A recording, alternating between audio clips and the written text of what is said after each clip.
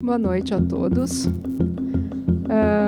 Eu sou Valéria Piccoli e, em nome da Pinacoteca do Estado, quero agradecer a presença de todos vocês aqui hoje à noite, nessa noite tão fria, em que dá mais vontade de ficar em casa do que de sair.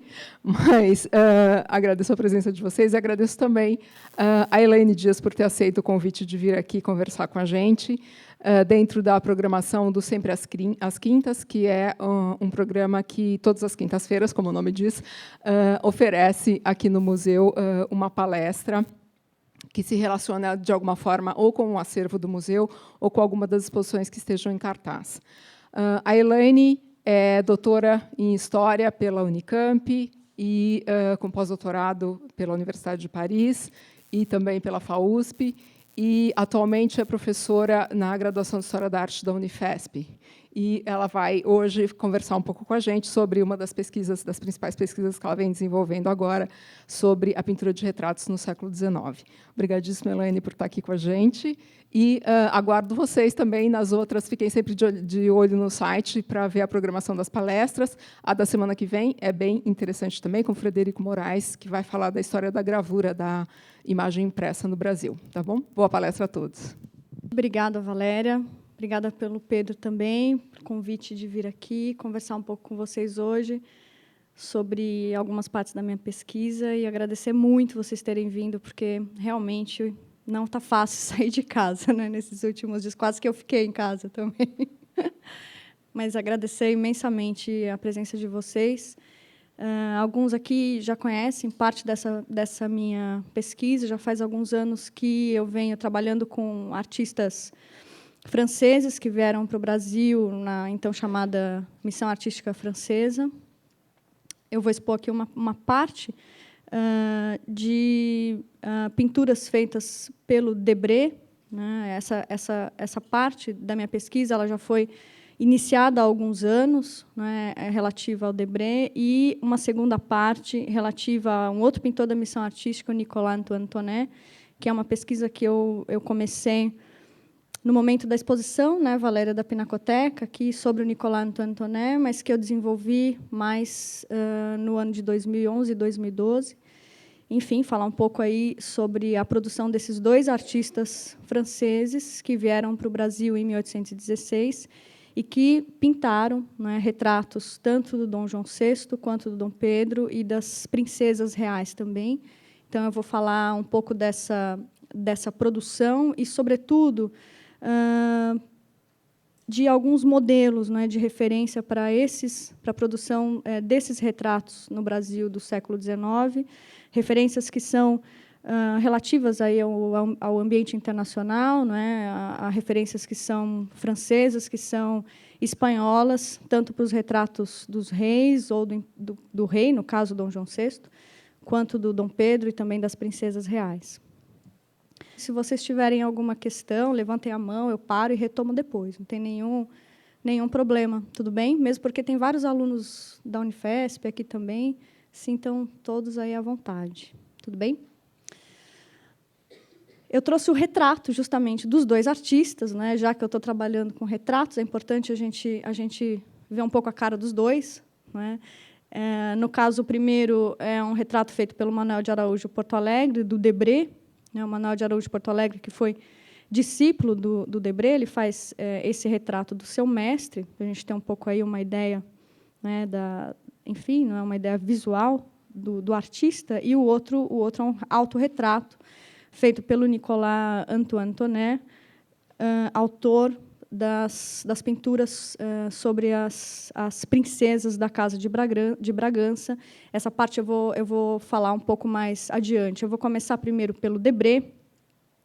Debré é um artista francês, não é? Aluno do Jacques-Louis David, um artista com formação neoclássica. Ele vem ao Brasil em 1816, junto com outros artistas franceses, entre os quais o Nicolas Antonet, para participar de um projeto aí, de fundação de uma escola de ciências, artes e ofícios no Rio de Janeiro, que mais tarde vai se tornar a Academia Imperial de Belas Artes, né? Eles chegam ao Brasil, portanto, em 1816, Debré, Tonet, existem outros artistas junto com eles, nessa comitiva, né, que chega ao Brasil para formar essa escola no período Dom João VI. existe toda uma problemática em relação à vinda desses artistas para cá, não é? Se eles foram convidados pelo Dom João VI, se eles vieram para cá porque eles quiseram, por conta dos seus problemas políticos enfrentados na França com a queda do Napoleão, demandaria uma outra palestra, não é, para a gente poder explicar toda essa situação, mas eu vou tentar resumir um pouco para poder entrar nessa produção do Debré. Esses artistas, eles têm uma produção bastante significativa durante o período napoleônico, né? Eles trabalham para o Napoleão, a maioria deles que vem para o Brasil. Com a queda do Napoleão, a situação deles acaba ficando um pouco difícil, e existe uma outra figura bastante importante nesse processo, que é o Joaquim Le Breton, que acaba reunindo esses artistas e cria um projeto e oferece esse projeto de ensino artístico para a corte portuguesa, ainda na França, né? Existe toda uma discussão, né? O Dom João VI convidou ou não os franceses para virem para cá, existe toda uma documentação que explica um pouco esse processo de oferta desse projeto para o Dom João VI. Quando eles ainda estão em Paris, os franceses, e sobretudo Joaquim Le Breton, entram em contato com a corte portuguesa na França. Ele explica esse projeto, que tem a ver um pouco com a trajetória dele também, na França, um homem que está ligado à Academia Francesa, a projetos de ensino artístico, e ele acaba oferecendo um projeto de ensino para o rei, não é, através dessa corte portuguesa na França, não é, oferece um projeto, diz quantos artistas vão participar, como vai ser, não é, essa escola a ser implantada no Brasil, e a corte portuguesa, no final das contas, acaba aceitando esse projeto, e eles vêm para o Brasil, e quando eles chegam aqui, eles vão ser protegidos pelo rei Dom João VI. Não é? Quer dizer, não há um convite, não parte do rei Dom João VI essa vontade de chamar os franceses para virem ao Brasil, embora o Dom João VI já esteja envolvido em uma série de melhorias de desenvolvimento da cidade do Rio de Janeiro, a questão do ensino artístico não é uma ideia que não parte dele, sim, dos franceses, mas quando os franceses chegam, eles acabam sendo recebidos, bem recebidos e protegidos pelo rei Dom João VI, que aí sim entra nesse projeto de uma maneira oficial.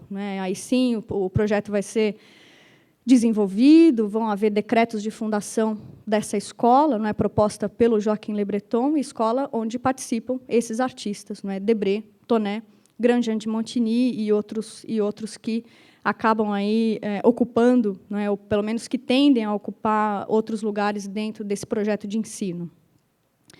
Quando eles chegam aqui, portanto, em 1816, para fundar esse projeto, essa escola, chamada, então, Escola de Ciências, Artes e Ofícios, eles acabam chegando num momento um pouco complicado politicamente. Por quê? Porque acaba de acontecer a morte da Dona Maria I, o Dom João VI ele vai se tornar, em pouco tempo, o novo rei. Ele ainda vai ser aclamado rei de Portugal, Brasil e Algarves. O Brasil está há pouco tempo nessa condição de reino, cuja capital é o Rio de Janeiro. Ou seja, existe toda uma movimentação política, de mudança, justamente, de estatuto e mudança também do seu governante. E, além disso, existe toda uma organização também política em torno do casamento do Dom Pedro I com a Dona Leopoldina, que vai se dar também naqueles anos. Ou seja, eles chegam em um momento onde a corte portuguesa tem outras preocupações, que são muito mais políticas do que propriamente artísticas.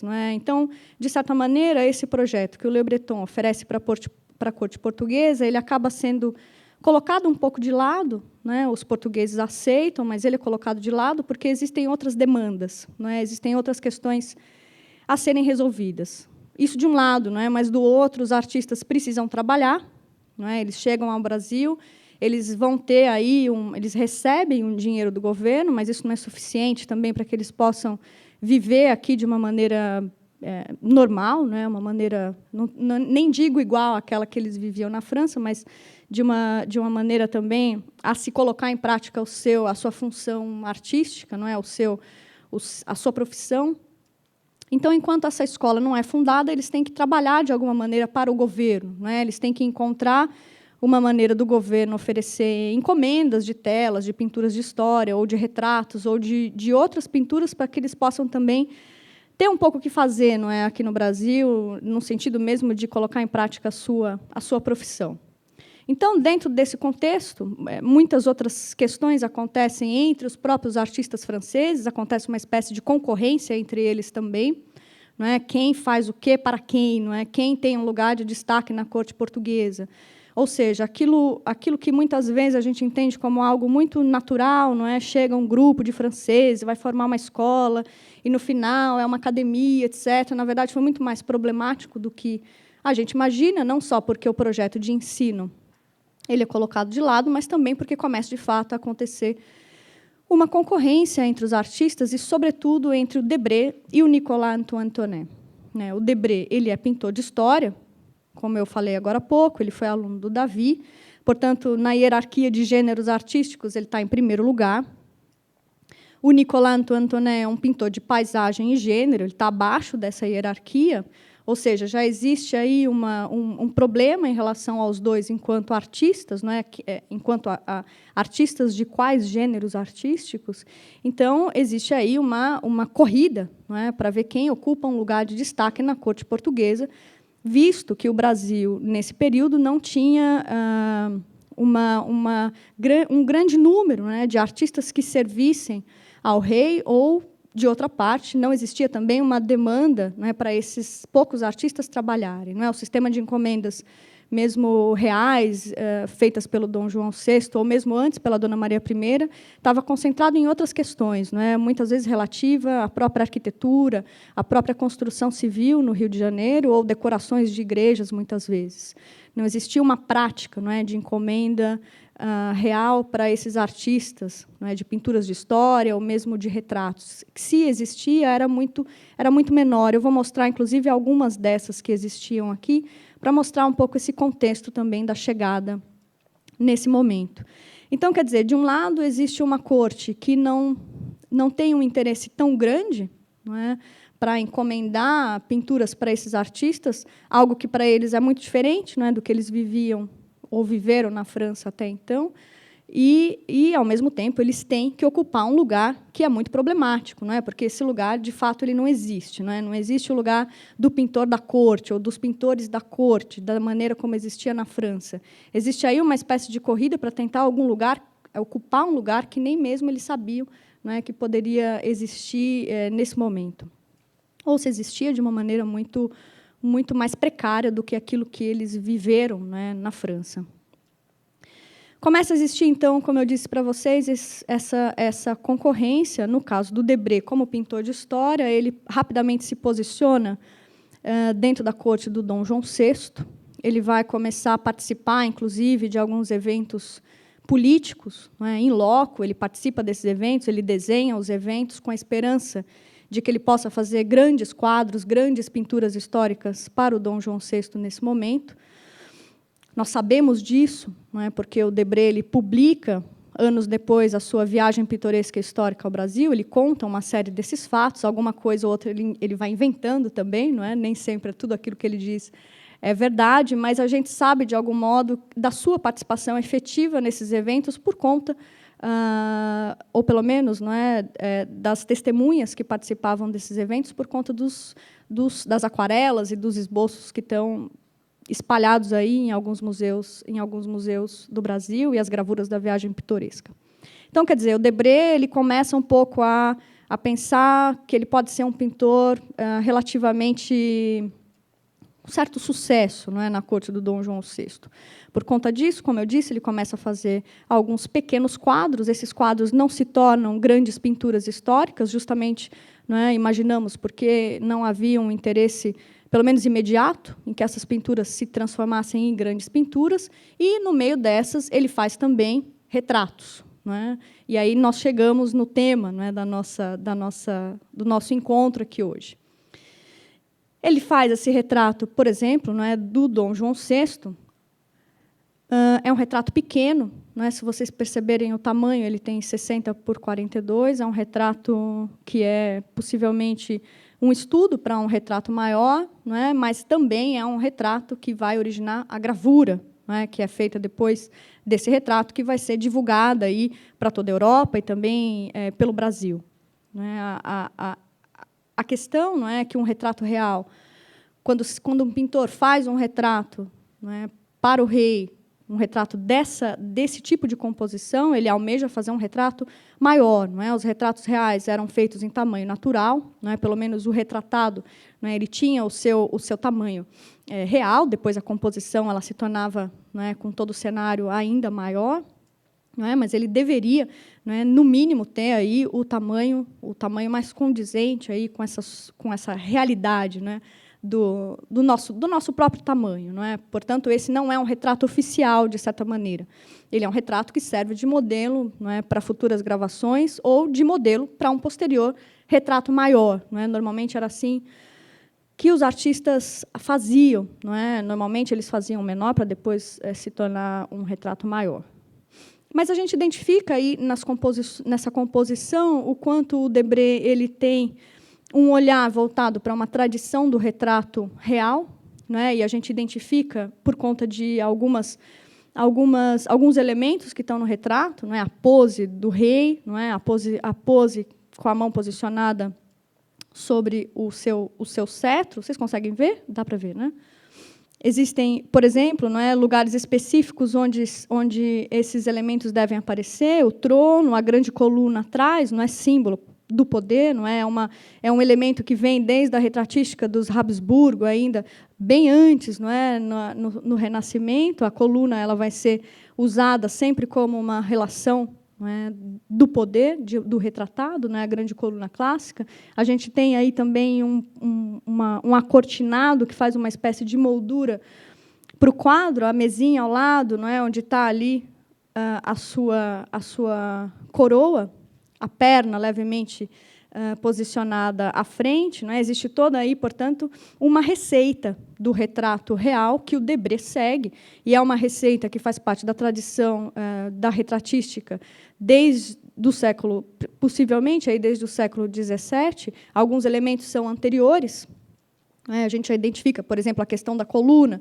Não é? É um elemento que vai aparecer nos retratos bem antes do século XVII, mas toda essa composição, da maneira como ele coloca, é uma composição que vem de uma retratística francesa e muito voltada aí ao absolutismo, não é? Ou mesmo a alguns reis muito consagrados. Não é? O Debré ele não faz a menor questão, obviamente, de inovar no retrato do Dom João VI, apesar do Dom João VI ser, não é? Ele vai ser aclamado rei de um reinado, não é, um americano, né, é uma corte que se desloca de Portugal e que está aqui no Brasil, portanto, é uma novidade. Ele poderia aí ter incorporado elementos um pouco mais inovadores. O único elemento que ele coloca aqui se relaciona a esse novo reino. Eu não sei se vocês conseguem ver, mas existe uma paisagem onde a gente vê o Pão de Açúcar bem pequenininho, do lado da coluna. Não é? Existe uma paisagem, lá no fundinho tem uma coisinha assim,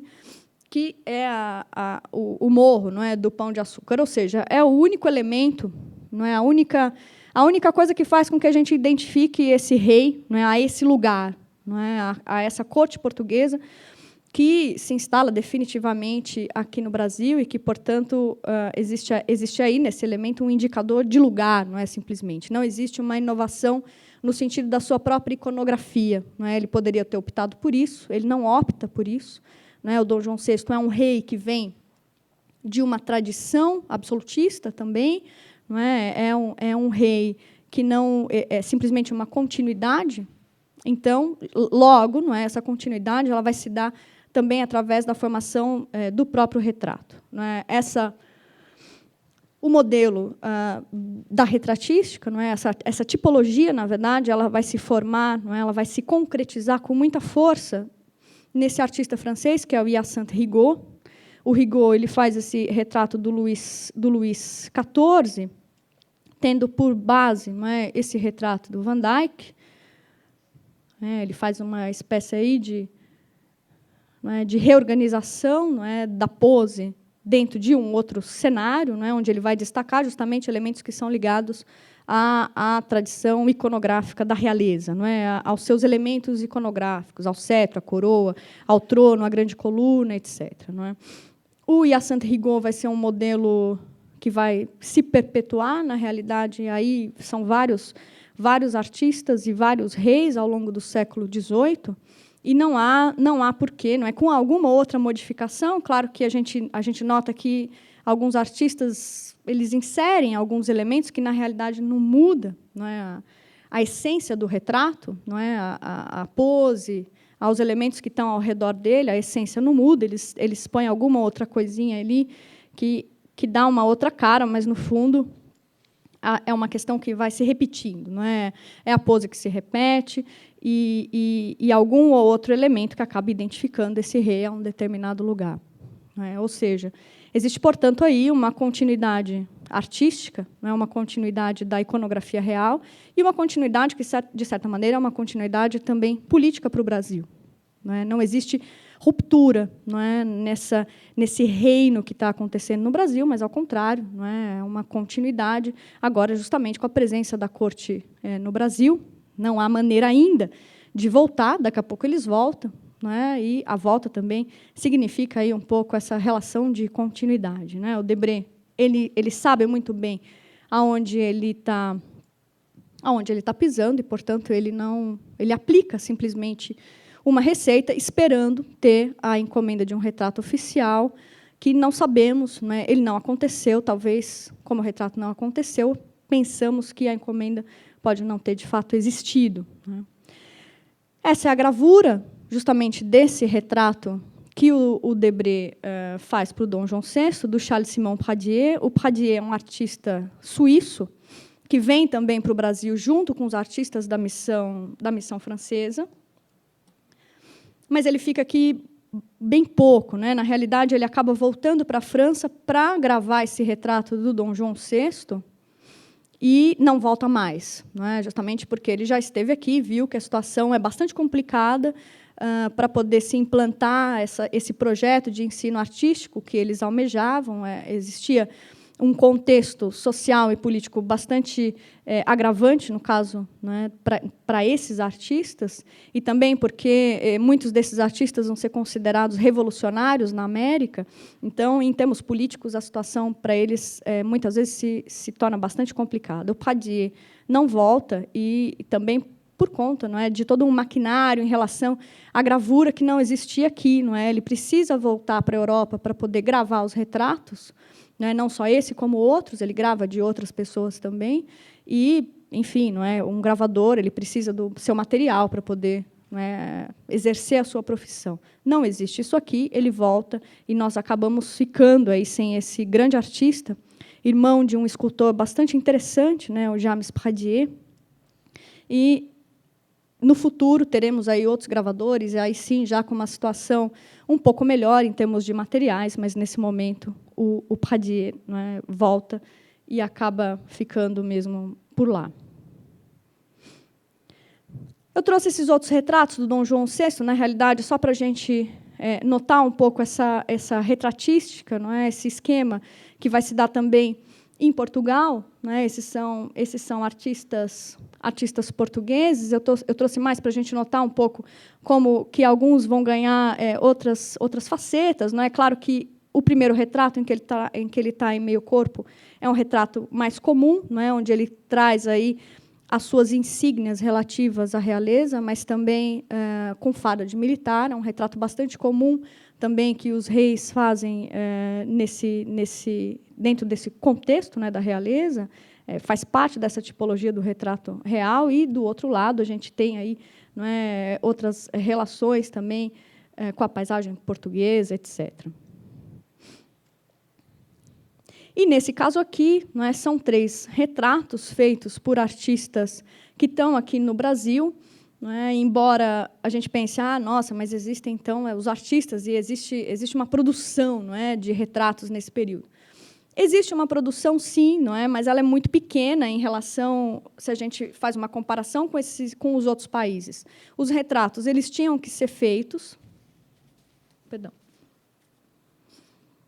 Muitas vezes porque as instituições públicas elas tinham que ter o retrato do rei, né? Então era muito mais factível que os artistas trabalhassem produzindo retratos do que produzindo pinturas históricas, não é? Que demandavam outro tipo de encomenda, etc., que é aquilo que o Debré quer fazer.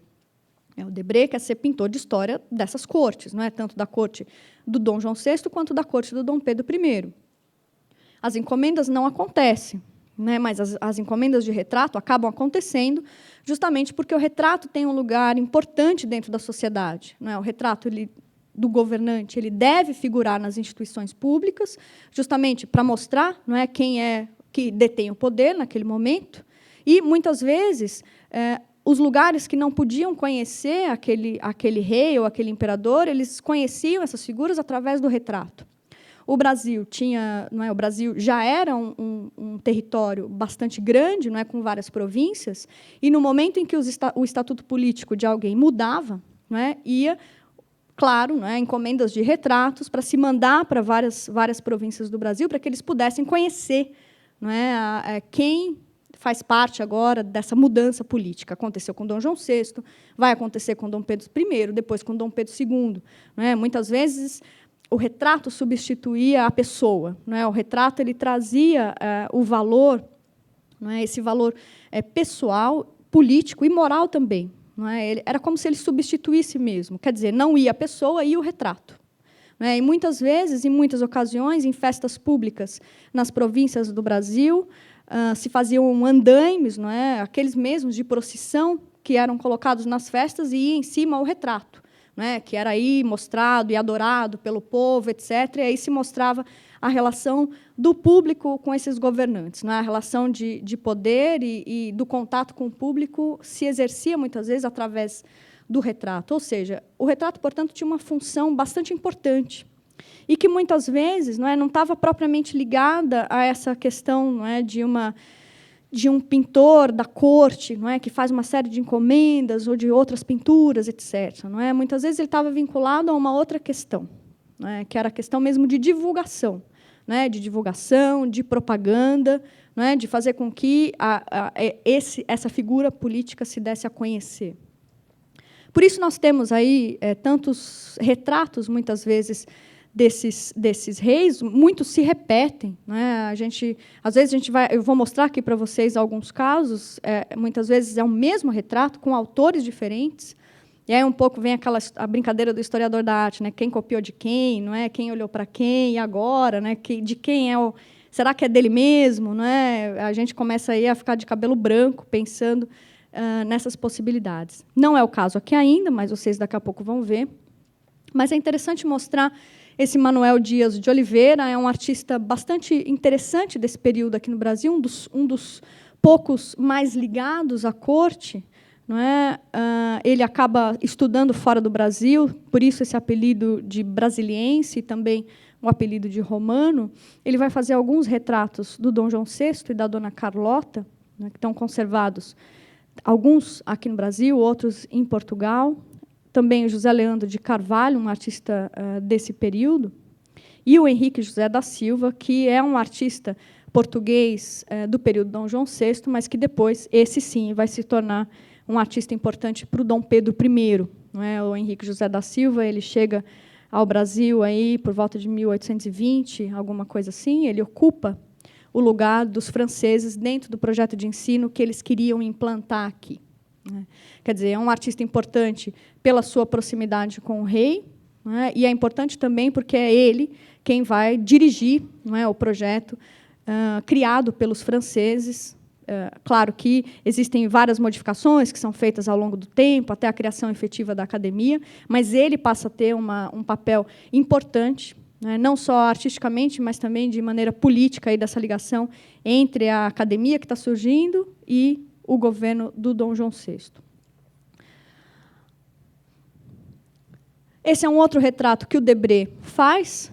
Não é? É um retrato dentro dessa outra tipologia, e, nesse caso, um retrato que é menor, ele é naturalmente menor do que aquele primeiro deveria ser, não é? Aquele de corpo inteiro. É um retrato oval, está no Museu Paulista da USP, mas é interessante que existem outros retratos muito semelhantes a esse, não é? Isso faz parte aí do nosso. Eu já volto para cá. Isso faz parte desse problema, não é? Quem copiou de quem, não é? Quem nasceu primeiro, não é? Um pouco isso. Esse é o Simplício Rodrigues de Sá, é um artista ligado ao Debré, não é? O Debré justamente nessa relação com a corte portuguesa e essas pinturas que ele quer fazer, etc. Ele já começa também a ter o seu ateliê privado, enquanto a academia não começa, ele já começa a ter alunos, e também artistas que já tinham aí um certo trânsito pelo Rio de Janeiro, não é? Esses alunos, muitas vezes, são incorporados aí a esse, como discípulos do Debré. O Simplício Rodrigues de Sá acaba sendo um deles e faz esse retrato do Dom João VI, que é muito parecido. Não é? Eu não sei se eu posso dizer igual, não é? Porque a gente vê algumas diferenças, sobretudo aí no rosto dele, não é? Mas o corpo e como essas figuras todas são dispostas, esses elementos são dispostos tanto no próprio corpo quanto do lado, são muito, muito parecidas, não é? O Simplício Rodrigues de Sá, portanto, faz esse retrato, que está aqui na Pinacoteca. Está exposto, eu acho, né? Está exposto lá naquela sala onde tem vários retratos. Mas existe esse outro artista, né, que é um artista português, João Batista Ribeiro, esse outro retrato de Dom João VI. Não é? Quer dizer, aí vem, né, um problema novo, não é? Essa tríade aí maravilhosa, não é, do Dom João VI. Existem, claro, algumas hipóteses, né? Será que o Dom João VI não trouxe esse retrato do Ribeiro para cá? E aí o Debré e o Simplício fizeram outros retratos a partir desse, justamente porque muitos retratos deveriam existir por conta dessas demandas das províncias e das instituições públicas, né? É absolutamente possível que isso possa ter acontecido, embora a gente não possa dizer com certeza se foi isso de fato, né? Mas esse pode sim ter sido um modelo para que os dois artistas fizessem, não é, o retrato dentro dessa mesma aí, desse mesmo modelo, né? Dentro dessa mesma tipologia. Mas, se o Debré não inova, né, em relação ao Dom João VI, ele vai partir para uma outra questão em relação ao Dom Pedro I. Né? Aqui a gente vê, daqui a pouco eu já vou mostrar um pouco os retratos maiores, embora o retrato do Dom Pedro não seja um retrato, um óleo, né, não seja uma pintura, isso faz parte apenas das suas gravuras, né, das suas aquarelas, que depois vão se tornar gravuras, ao contrário do Dom João VI. Né? O Dom João VI, o Debré faz aquele óleo pequeno, não faz um óleo maior, mas faz um óleo pequeno. Nesse caso aqui, o retrato do Dom Pedro não se torna um óleo, não é? Mas ele já esboça aqui um pouco a ideia do que seria o retrato, caso ele se tornasse um óleo, né? Feito por ele mesmo. Aqui a gente nota um pouco essas diferenças, não é? Quer dizer, existe toda uma outra proposta, não é, iconográfica, que vai se associar, obviamente, a uma mudança política. Muda o rei, muda a sua cara também, não é? Muda a sua propaganda, mudam todos os elementos iconográficos. Né? Isso funcionava naquela época e assim vai acontecer até hoje. Não é? Muitas coisas mudam, não é? Quando o governo também muda. Não é? Nesse caso aqui, a gente nota mudanças significativas, né, em relação a alguns elementos. Né? No caso, a gente tem um manto completamente diferente, né, um cetro diferenciado, a coroa que está na cabeça do Dom Pedro I, justamente porque ele foi coroado. Né, o Dom João VI não foi coroado, ele só foi aclamado. Existia uma tradição portuguesa de que os reis não podiam ser coroados, e sim apenas aclamados, por conta do desaparecimento do Dom Sebastião, no século XVI. Não é? Desaparece o rei, desaparece a coroa. Não é? É uma lenda, e, por conta disso, muitos reis, os reis, depois disso, não são mais coroados. Não é? Justamente é uma lenda, não é? Acredite-se na volta de Dom Sebastião com a sua coroa, etc., que um dia vai recolocar na cabeça. Não é? Claro que isso não vai acontecer, mas, enfim, o Dom João VI segue essa tradição, e, portanto, a coroa, seguindo também a tradição do retrato. Não é? Ou seja, a tradição política se associa aqui à tradição do retrato. A coroa vai ficar depositada ao lado, de lá ela não sai. Não é? No caso do Dom Pedro I, ele foi coroado. Não é? Ele é o imperador, ele conquistou, não é, o seu país, então existe um outro estatuto político. Aí ele vai ser coroado, não é? Eles fazem uma coroa, ela está lá no Museu Imperial, fazem um outro cetro, ou seja, esses elementos eles têm que mudar, né? Fazem um outro manto. A gente nota que a espada ela está desembainhada, não é? Ou seja, isso mostra o quanto ele está pronto, não é, para a guerra, o quanto ele está pronto para defender o seu território, não é? Território que ele tornou independente de Portugal. Obviamente, a gente não vai entrar nessas questões aqui políticas, não é, que a gente já sabe quanto o estudo foi muito mais complexo, não é, do que simplesmente ele, não é, tendo feito o Brasil independente. Mas o fato é que a iconografia vai mostrar isso, né? O seu retrato vai mostrar, como propaganda política do seu governo, aquilo que ele é considerado, não é? O defensor do seu território, aquele que está pronto para lutar a qualquer momento, não como Dom João VI, né? Que tem a sua espada embainhada, não é? Ou seja, o Dom João VI não luta por nada, não é? Obviamente que não é? É o Dom Pedro quem ocupa esse lugar nesse momento. Ele traz também, além disso, essas botas, não é, que vão se associar, nesse caso, a duas questões, não é, ao militarismo, as botas do militar, que também luta pela sua pátria, etc., e também ao fato dele ser um cavaleiro. Não é? E, claro, não é, alguns historiadores e alguns escritos dizem, não é, que o Dom Pedro ele andava muito a cavalo, etc., ele seguia aí a sua... Ele cavalgava e via a sua terra de perto. Não é? Claro que isso se transforma também numa coisa muito romântica, não é, em relação ao próprio Dom Pedro I, como aquele que conhece o seu território, como aquele que se aproxima do seu povo. Não é? Ele cavalga, ele está ali conhecendo e vendo tudo o que acontece no seu país, que ele libertou. Não é? Então, é algo construído, obviamente, e que vai se perpetuar através do retrato. E o manto, não é? Obviamente, as cores mudam, o formato muda. O Debré vai dizer no seu livro que o manto ele tem uma relação com o ponche, ou poncho, não é? Aquela vestimenta que hoje a gente podia colocar, né? Inclusive, né? Que é nos proteger bastante, que é uma vestimenta do sul. Não é? Ele diz isso, o manto ele foi feito. O Debré ajuda também a compor esses elementos. Não é? Ele é próximo ao José Bonifácio, e nessa construção de como vai ser o manto, como vai ser a coroa, como vai ser a bandeira, como vai ser isso, como vai ser aquilo, ele participa também. Então, ele diz, né, que esse manto é próximo do poncho, e também existe aí uma questão um pouco romântica, não é? Que é, obviamente, associar esses elementos à formação do Brasil, trazer um elemento do Sul também, que se associa agora, não é, ao Rio de Janeiro, de algum modo, mas, claro que existem outras referências artísticas para o Debré que vão se associar a esses elementos da formação social do Brasil. Quando a gente fala do Dom Pedro I, a gente está falando de uma nova nação, não é? De uma nação, na realidade, que se forma, e uma nação que tem a ver aí com uma unidade nacional. Não é? Então, é natural que alguns desses elementos espalhados pelo Brasil eles apareçam em algum momento nessas iconografias para reforçar justamente essa unidade.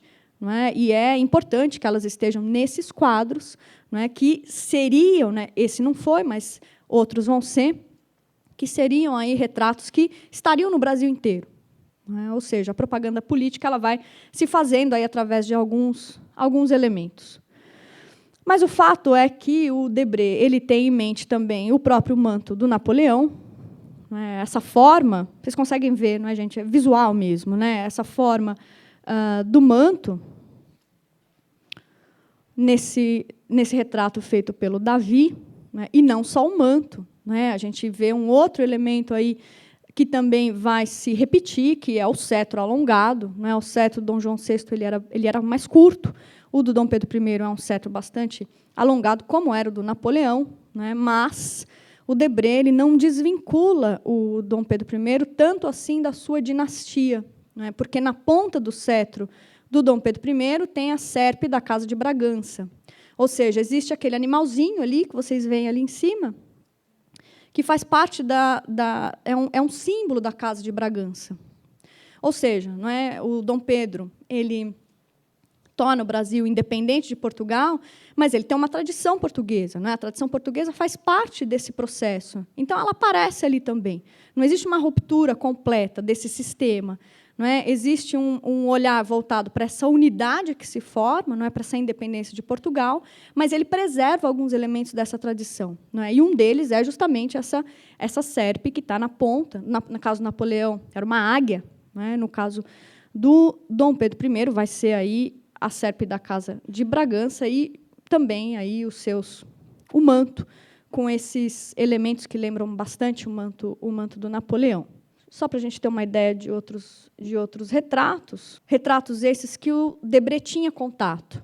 O Debré, como aluno do Davi, e também como um artista napoleônico, porque ele fez várias pinturas para o Napoleão, ele conhecia esses retratos, bastante bem, e, por isso, também ele aplica esses modelos para o Dom Pedro I, e, além disso, ele vê no Dom Pedro I uma espécie aí de um novo Napoleão.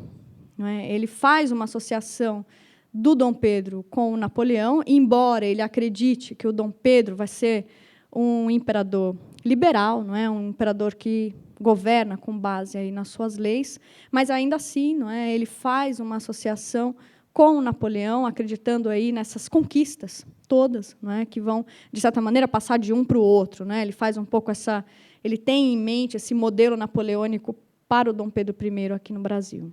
Aqui um pouco para vocês terem uma ideia,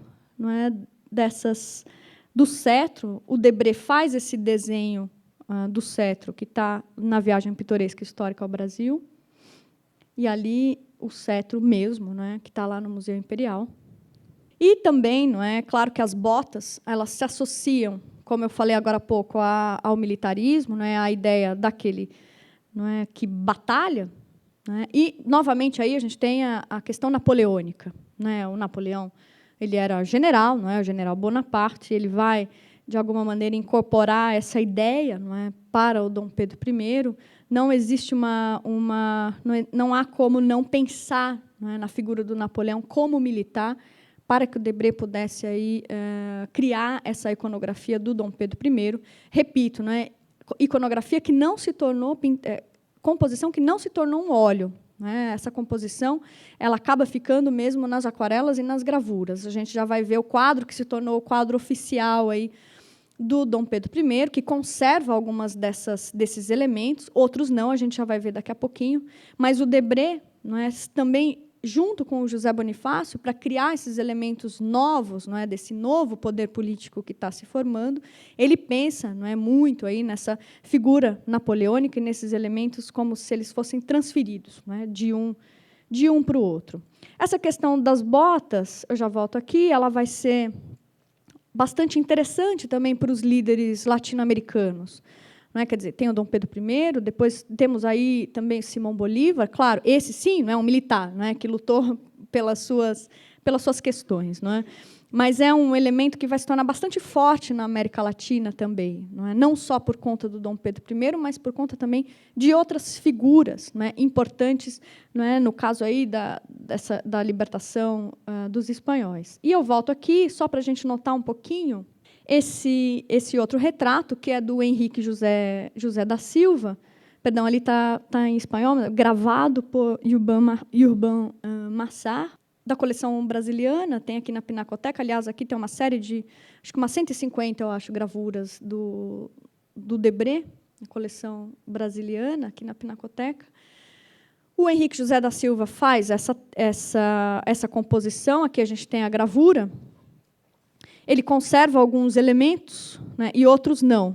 Se a gente notar, ele vai mesclar um pouco essa composição tradicional do retrato real, a posição das pernas, a forma como segura o cetro, a coroa ao lado, o trono, a coluna, a paisagem lá no fundo, a cortinado, ou seja, são elementos que vêm dessa iconografia tradicional dos reis, que vai ser colocado aqui para o Dom Pedro I, mas aí já, claro, ele é colocado dentro desse cenário tradicional, mas com os seus elementos inovados, digamos, o seu manto, o cetro, mas vejam, a coroa está depositada ao lado.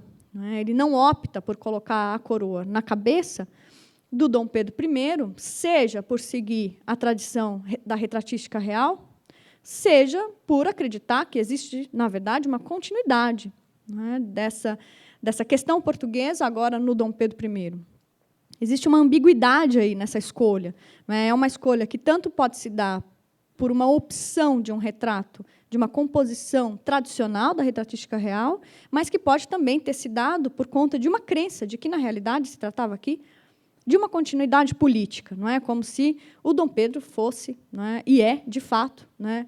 Filho de Dom João VI, e as coisas mudaram de mãos, mas não mudaram tanto assim, não é? A gente poderia ficar muito tempo discutindo sobre essas questões, mas o fato é que a iconografia ela obedece a um sistema tradicional, inovando em certa medida, e é esse que vai ser o retrato oficial, não é o retrato do Debré. O Henrique José da Silva, como eu disse há pouco, é um artista que está aqui desde 1820, ele vai ter um trânsito bastante grande pela corte de Dom João VI, e isso é imediatamente transferido para a corte de Dom Pedro I. Existe uma briga entre ele e o Debré, justamente por conta de quem ocupa esse lugar, não é? Quem ocupa o lugar do pintor da corte, quem ocupa o lugar do pintor real.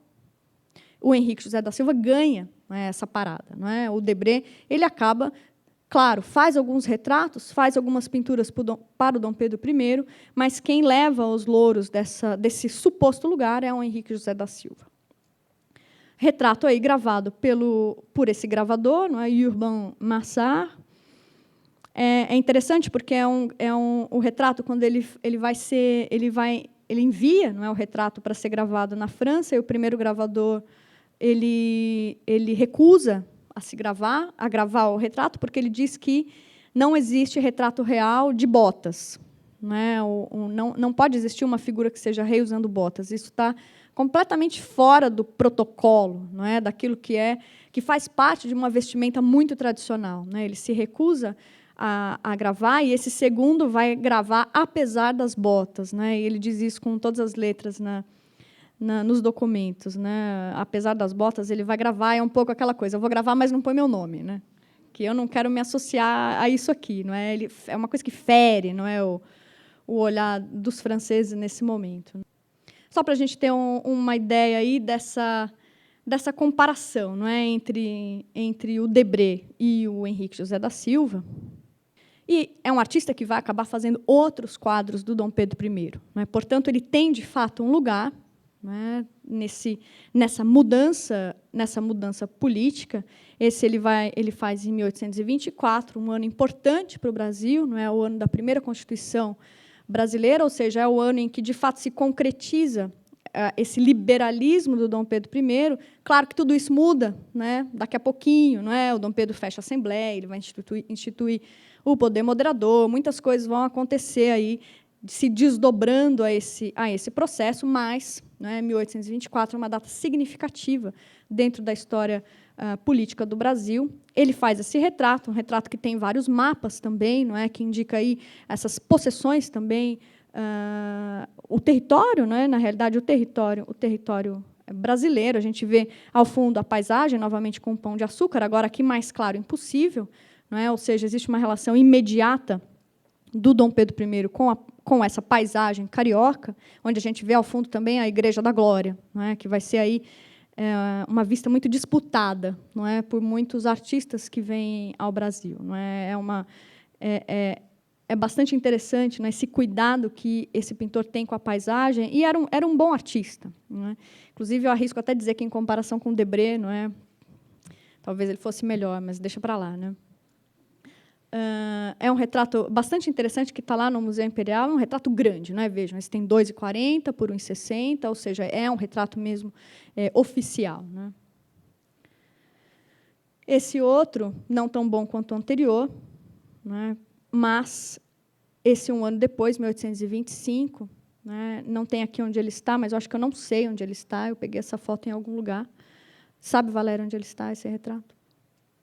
Mas pode ter sido também aí para distribuir pelas províncias do Brasil, ou mesmo tendo aí a ajuda de outros artistas, porque é um pouco diferente do anterior. Tem um cuidado menor com alguns elementos, mas vejam aí como essa receita ela se repete de alguma forma, mostrando aí elementos significativos dessa figura política.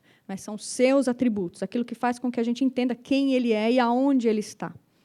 Isso é importante no sentido da função mesma do retrato, aquilo que ele deve ser nesse período, sobretudo porque se tratam de retratos aí, oficiais. Aqui a gente tem mais um que está aqui na Pinacoteca também. Nesse momento, o Dom Pedro I já tinha ido para Portugal. Ele volta para Portugal em 1831.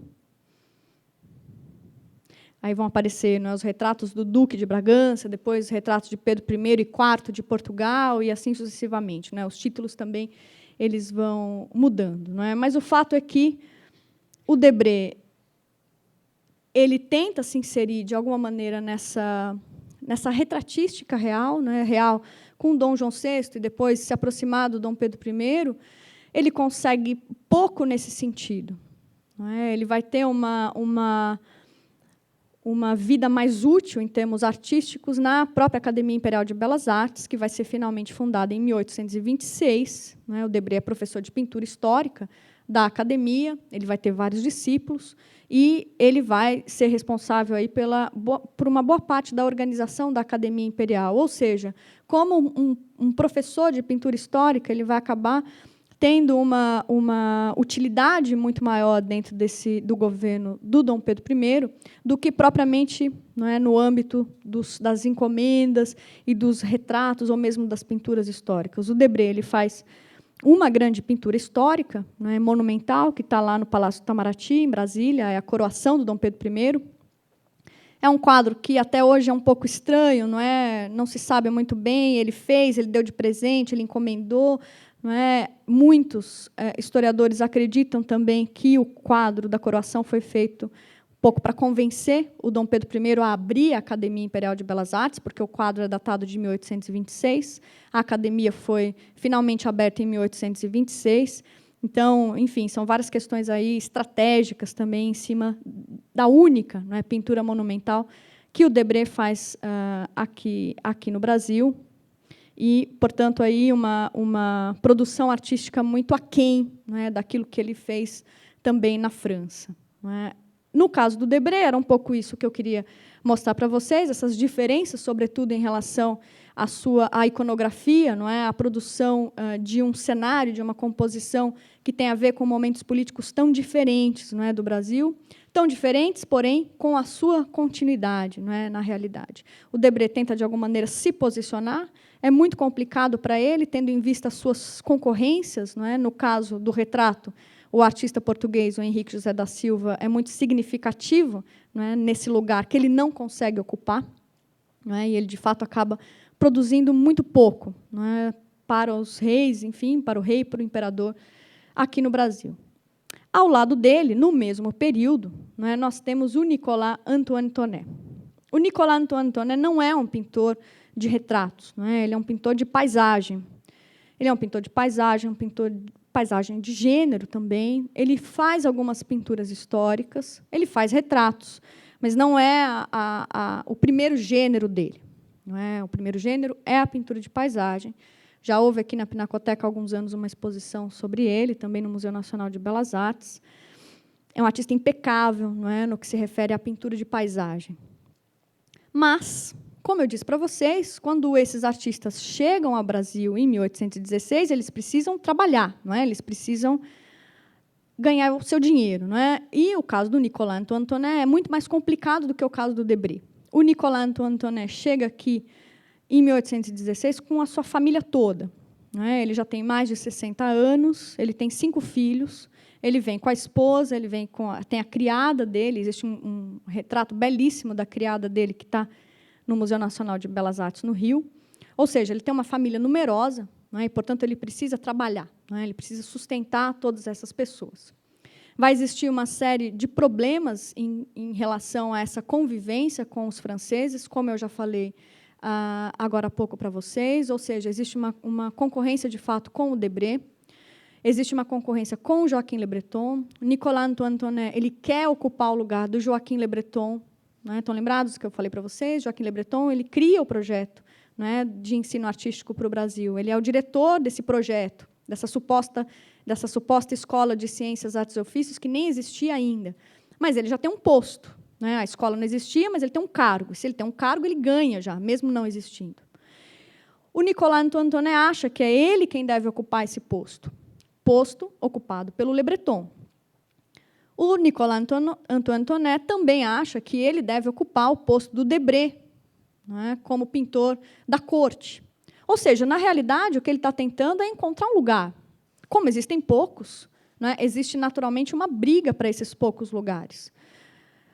Como nós sabemos disso? Né? Existem aí algumas cartas, algumas conservadas na França, algumas conservadas aqui no Museu Imperial, em Petrópolis, onde ele vai contando um pouco essas brigas que vão acontecendo, e também o Debré conta essas brigas através também de correspondências. Então, a gente um pouco vai cruzando os documentos e vai tentando entender essa trama que se forma entre esses artistas franceses que, de amigos, tem muito pouco, na realidade. Alguns são próximos de outros, mas não existe uma unidade.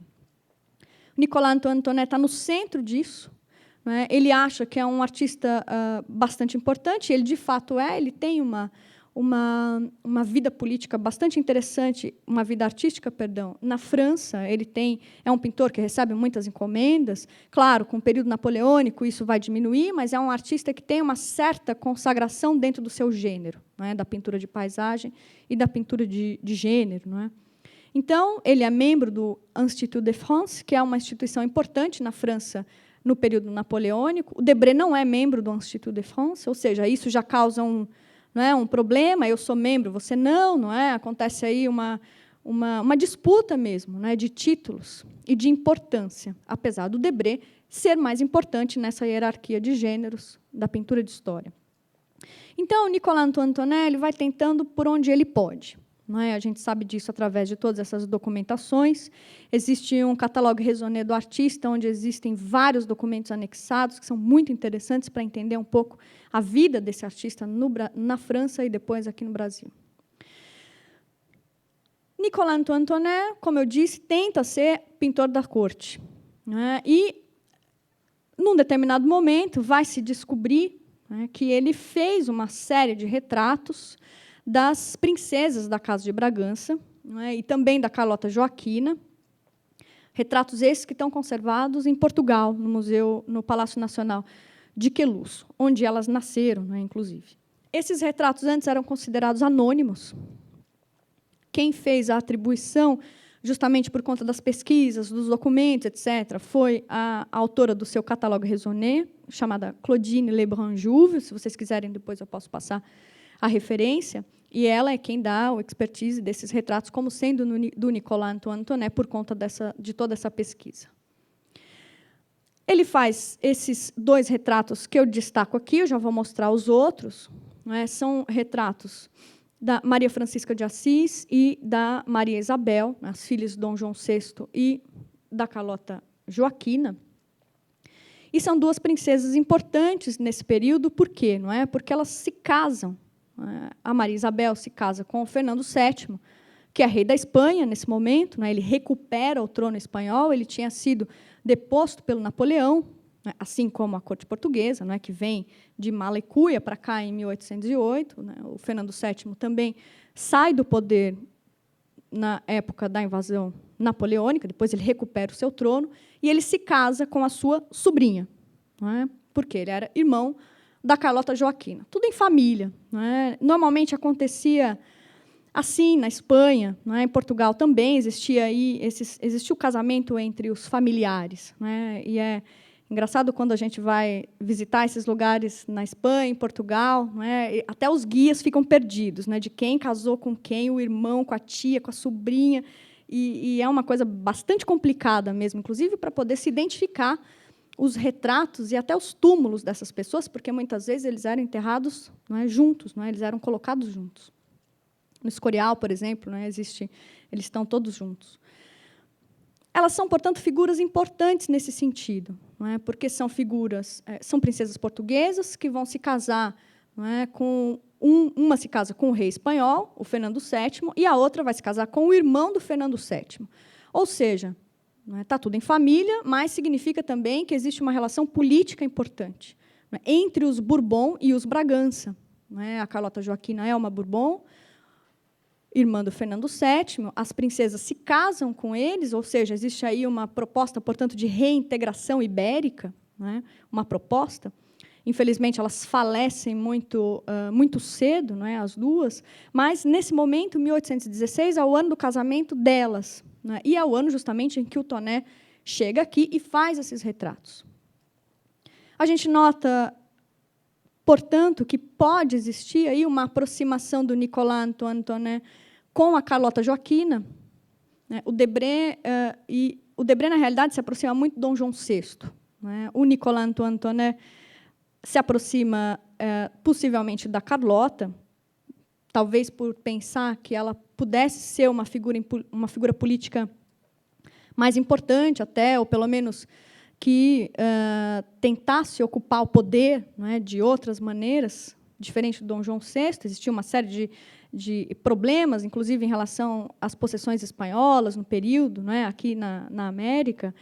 Nicolas Antoine ele vai um pouco para esse lado, e acreditamos, a Lilia Schwartz também acredita bastante nessa hipótese de que ele se aproxima da Carlota e faz esses retratos para ela, possivelmente até dando de presente os retratos, já que ele tentava ter um lugar importante nessa corte. Então, pode ser, repito, são hipóteses, não existe uma documentação comprobatória disso. A gente vai indo aí pelas cartas, por outros documentos, e tentando um pouco desvendar essas histórias, mas ele pode ter se aproximado da dona Carlota e ter feito os retratos não só dela, como dos seus filhos, e também do seu neto. Esses dois retratos eles são diferentes dos demais, justamente porque existe uma questão política importante aí. O Tonet ele tem um cuidado especial em fazer esses dois retratos, porque o destino dessas princesas é um destino muito importante politicamente. Então, o retrato deve incorporar essa questão. E como é que eles incorporam? Eles incorporam essa questão pelos retratinhos que elas têm no peito. Vocês conseguem ver, não é, gente? Ou seja, a retratada ela é imediatamente associada ao outro retrato.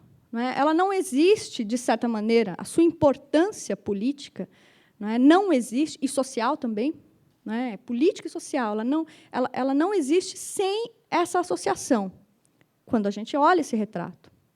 Quer dizer, ela não é simplesmente a Maria Isabel, ela é a Maria Isabel que tem uma relação com esse fulano que está no outro retratinho no peito dela. Isso faz parte de uma tradição, que a gente já vai falar daqui a pouquinho também. Eu vou mostrar apenas os outros retratos, a gente já vai voltar nesses dois aqui.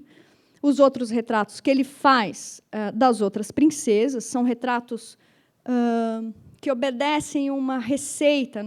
Vocês veem que os dois primeiros lá são muito parecidos, a composição, os vestidos, enquanto que aquelas duas, das duas pontas, também são muito semelhantes.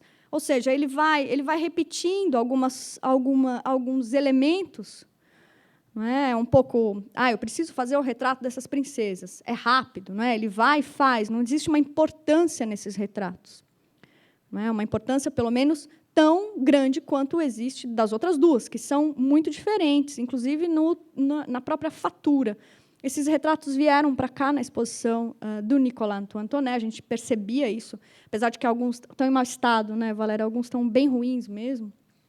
Mas se percebe o quanto a forma de pintar ela é muito melhor nesses dois, em que elas estão de preto aqui, nas duas princesas, que vão ser justamente as princesas que vão para a Espanha.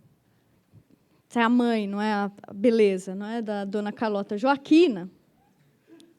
Esse último retrato em que ela está de vermelho é o Tonet que faz também.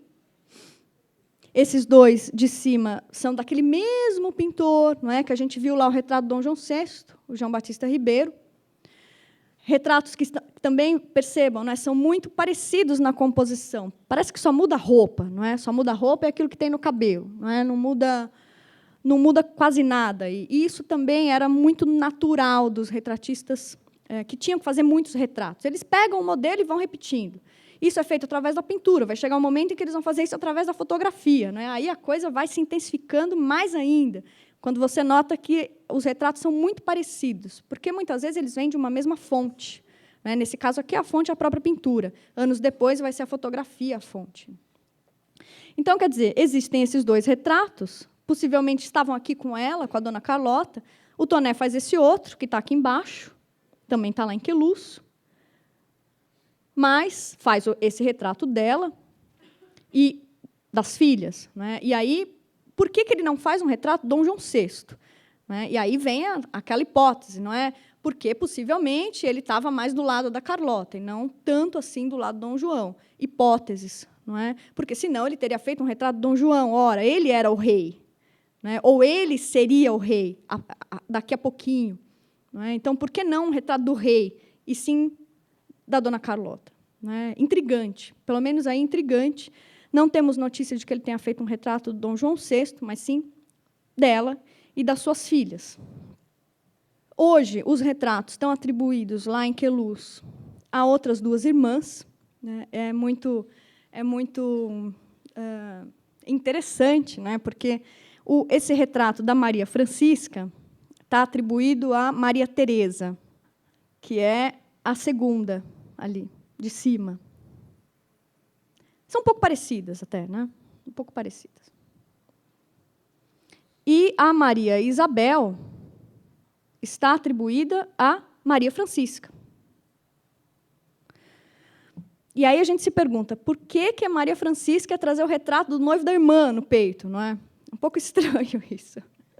Obviamente que é uma atribuição errada.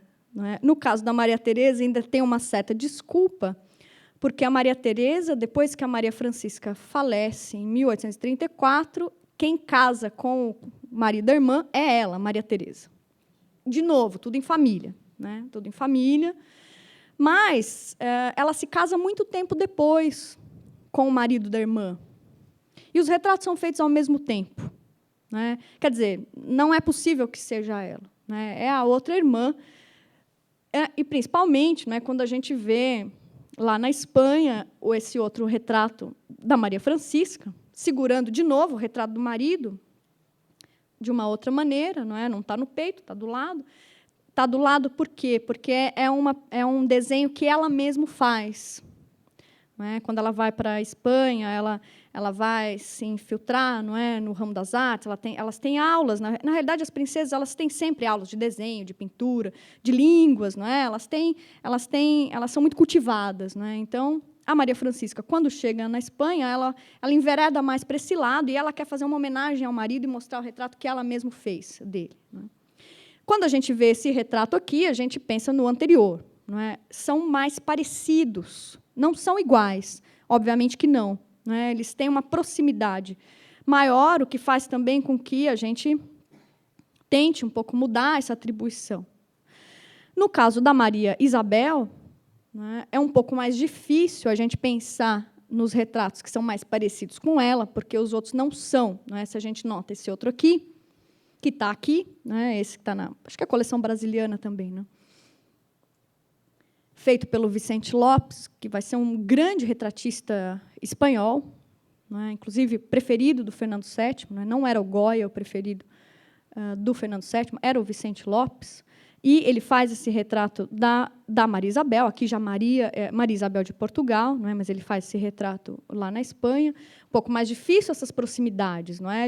Visuais, na realidade. Mas só pode ser a Maria Isabel com o retrato do seu marido. Não é? Não conheço na história da arte um caso semelhante, não é? Que a irmã, a não ser que tenha um outro tipo de relação. Não é? Não era o caso aqui. Não é? Não era de jeito nenhum. Então, eu trabalhei um pouco nessa mudança aí de atribuição dos retratos. Os retratos são muito parecidos em termos da pose, não é? Mas eles são diferentes no tratamento, inclusive, das golas. Não é? O tratamento ele é muito bom em ambas, não é? Mas ele tem um desenho diferente. Então, ele tem um cuidado maior para fazer essas diferenciações e também para mostrar uma elaboração muito maior no retrato da Maria Isabel, porque também ela é mais importante politicamente do que a sua irmã. E mesmo o rosto dela, né, existe uma idealização muito maior até, né, do que no caso da Maria Francisca. Mas eles têm um cuidado excepcional nas golas. Né, isso é muito interessante, a maneira com que ele detalha, né, esses ondulados que estão em cada uma delas, os fios do cabelo, né, os detalhes. Ela tem um pente enfiado aqui, a Maria Francisca, e o cuidado com que ele faz o retrato no retrato. Né? Quer dizer, demanda uma experiência bastante grande em miniaturas, porque o retrato ele é menor, o retratinho, não é? O Nicolas Antoine tinha uma experiência grande em miniaturas, né? Ele também trabalhou com porcelanas, a sua família trabalhava com porcelanas, com pintura em porcelana, ele também fez isso, e ele vai acabar fazendo muitas pinturas de paisagem também, que são muito pequenas, portanto, ele tem uma habilidade bastante grande em composições muito pequenas. Não é? É o caso desse retrato no retrato, porque eles são muito bem feitos. Ou seja, não é, se torna um pouco indiscutível a atribuição ao Nicolas Antoine por esse sentido. Ele pinta as duas de preto. Né, isso tem também aí algumas razões, mas eu vou passando um pouco adiante para a gente poder ver esses modelos também a que o Tonet se associa. Não é? Justamente pensando que, se as princesas elas têm uma relação com o rei português e o seu irmão, não é? O Carlos Maria Isidro era irmão do Fernando VII, ou seja, se existe uma relação com o reino espanhol, por conta dos seus casamentos e também pela Carlota Joaquina, deve existir necessariamente uma associação com uma iconografia espanhola.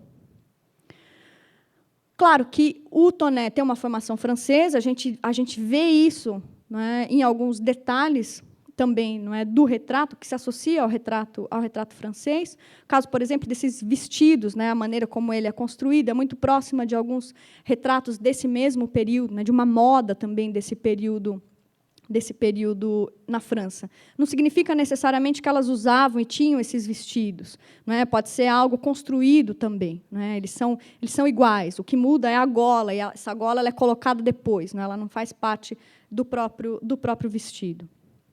Mas a aproximação com a pintura espanhola é bastante grande, não é? Por algumas razões. Não, a primeira delas, vamos ver se já está aqui.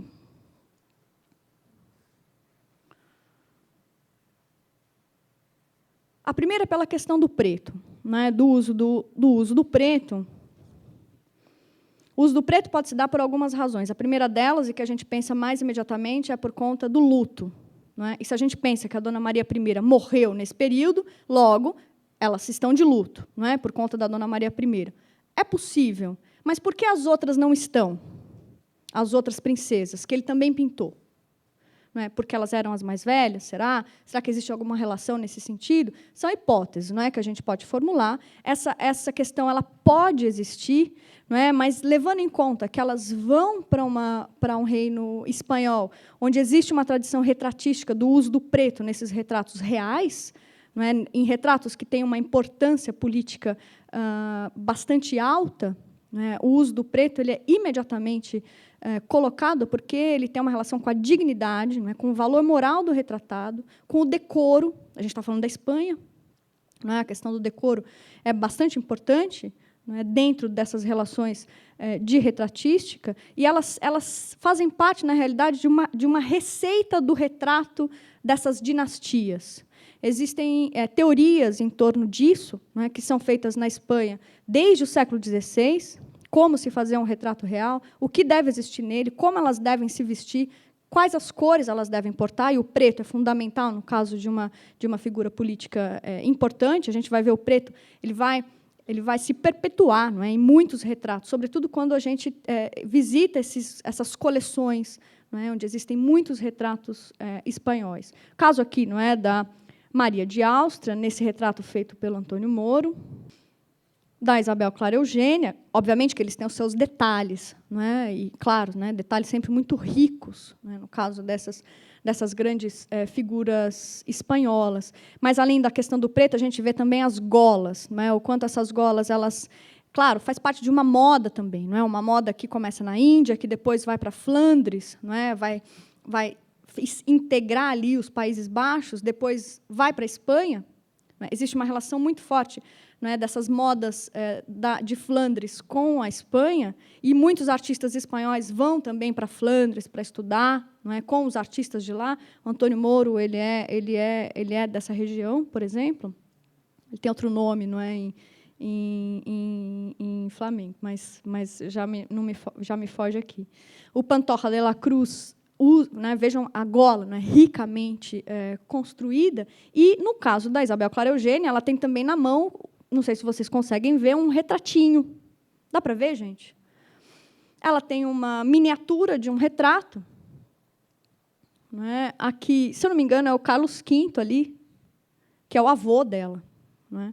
Elas vão, na realidade, essas figuras espanholas, dos Áustrias, né, elas vão se alternar. Né? Elas carregam, ora, o retratinho do Carlos V, ora, o retratinho do Filipe II, que é filho do Carlos V e pai, né, no caso aqui, da Isabel Clara Eugênia. O que demonstra, não é, mais uma vez, aí, essa tradição do retrato dentro do retrato, né, não nasce na Espanha, mas ela tem um valor muito grande na Espanha, né, essa iconografia, né, a inserção de um outro retrato que explica quem é a retratada principal, né, que valoriza essa retratada, né, em vários sentidos, político, né, social, moral, né, a questão moral ela está muito presente aí nessas figuras todas, mas principalmente a questão política, né, a quem ela se vincula, né, a que esfera de poder ela faz parte.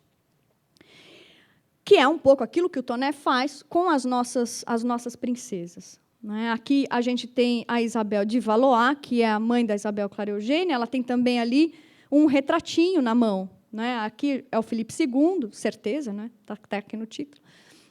Ela tem na mão o retratinho dele e ela segura justamente o retrato perto da coluna. Né? É uma imediata relação de poder que se estabelece aí na iconografia do retrato. Né? A quem ela pertence de uma maneira política e afetiva. Né? As duas coisas elas se juntam, né, nesse momento. Né? Ela é a esposa dele, né? Ela faz parte dessa dinastia, né, dessa esfera política que vai se dar aí. Né? Ela é mostrada através, justamente, dessa coluna. E a Juana de Áustria? Né? A Juana de Áustria, filha do Carlos V, ela tem existe uma questão política mais próxima das nossas retratadas. Né? A Juana de Áustria ela vai se casar com um rei português, e ela é a mãe do Dom Sebastião, aquele que desaparece com a coroa, etc., que eu falei no início da minha fala, né? Sobretudo quando eu falava do Dom Pedro e do Dom João. Ela é a mãe do Dom Sebastião. Ou seja, existe aí uma relação entre os dois reinos, né? O mundo ibérico. Ela se casa com Dom João, número X, agora não me lembro qual é o número dele.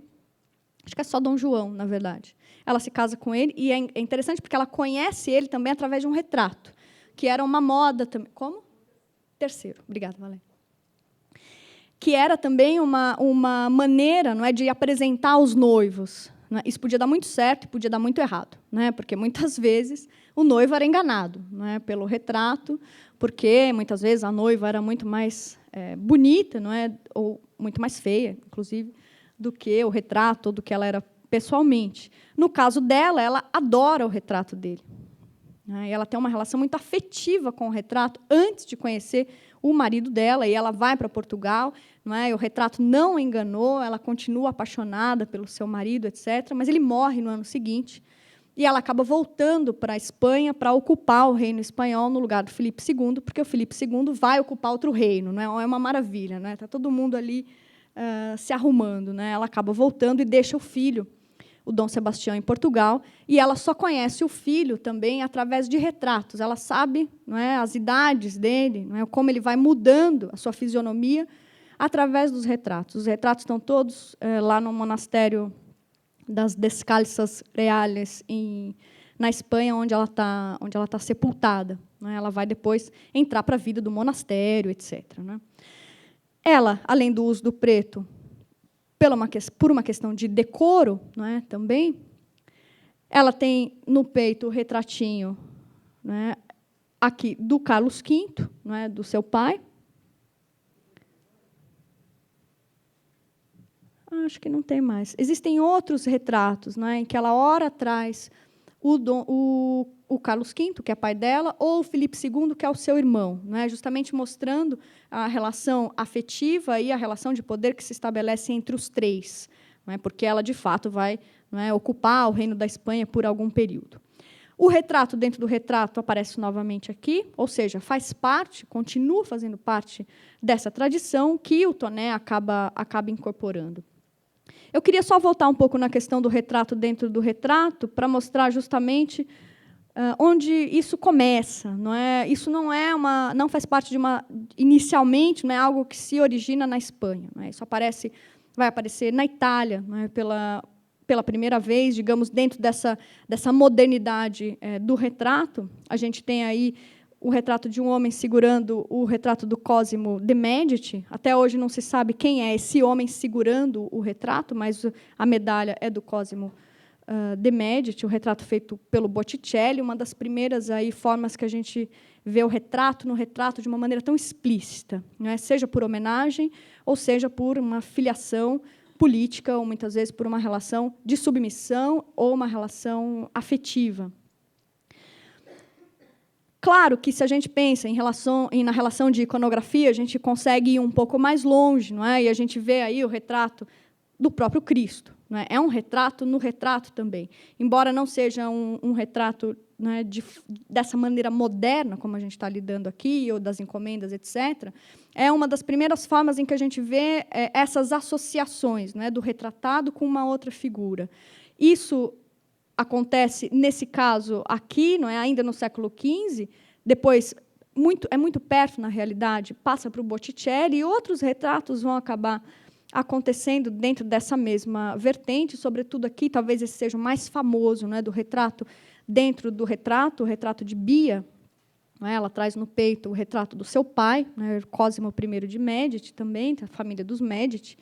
Um retrato de homenagem, ela morre muito ainda criança, um retrato que ele manda fazer para homenagear a sua filha, o retrato do Bronzino, talvez um dos mais famosos da questão do retrato no retrato. Ou seja, é uma tradição que se tornou bastante italiana, mas que, de certo modo, ela vai para a Espanha, onde isso se torna uma prática bastante corrente. Colocar os seus retratados e, neles, a sua relação de poder, de submissão, de afeto. Existem várias relações dentro desse pequenino retrato, mas isso vai se perpetuar com essas figuras, sobretudo em solo espanhol. Ora, Carlota Joaquina é espanhola. Ela faz parte dessa tradição.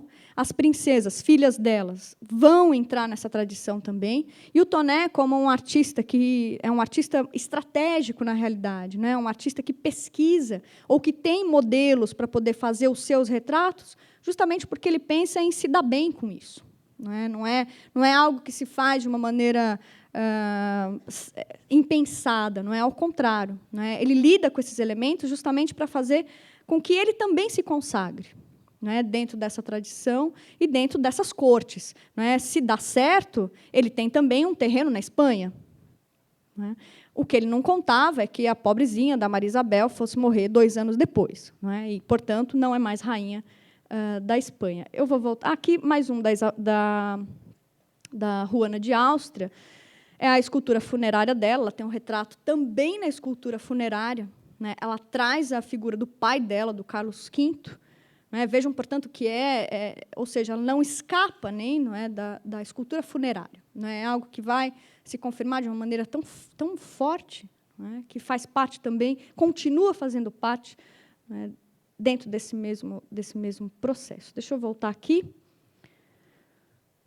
Nos retratinhos, a gente vê aqui o Fernando VII. Não dá para dizer que não é o Fernando VII, Não tem como, com esse queixinho, característico aí do Fernando VII. Existe uma infinidade de retratos do Fernando VII nesse período. É possível até que elas tenham recebido algum retrato, mas talvez mesmo a Carlota tenha alguma gravura, do irmão, mesmo algum retrato do irmão, para que o Tonet pudesse fazer esse retratinho, porque ele teria que se basear em algum modelo.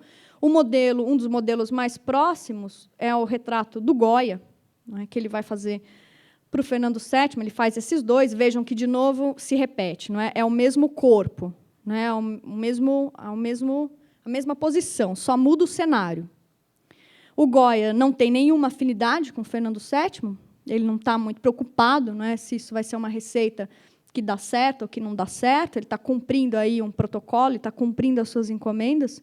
E, de fato, o Fernando VII preferia os retratos do Vicente Lopes. O Goya, para ele, era um artista, embora muito requisitado, né? Era um artista que não entrava nas preferências dele. Mas esses são retratos muito célebres, né, do Fernando VII, são os mais conhecidos, talvez, dele. O rosto é muito...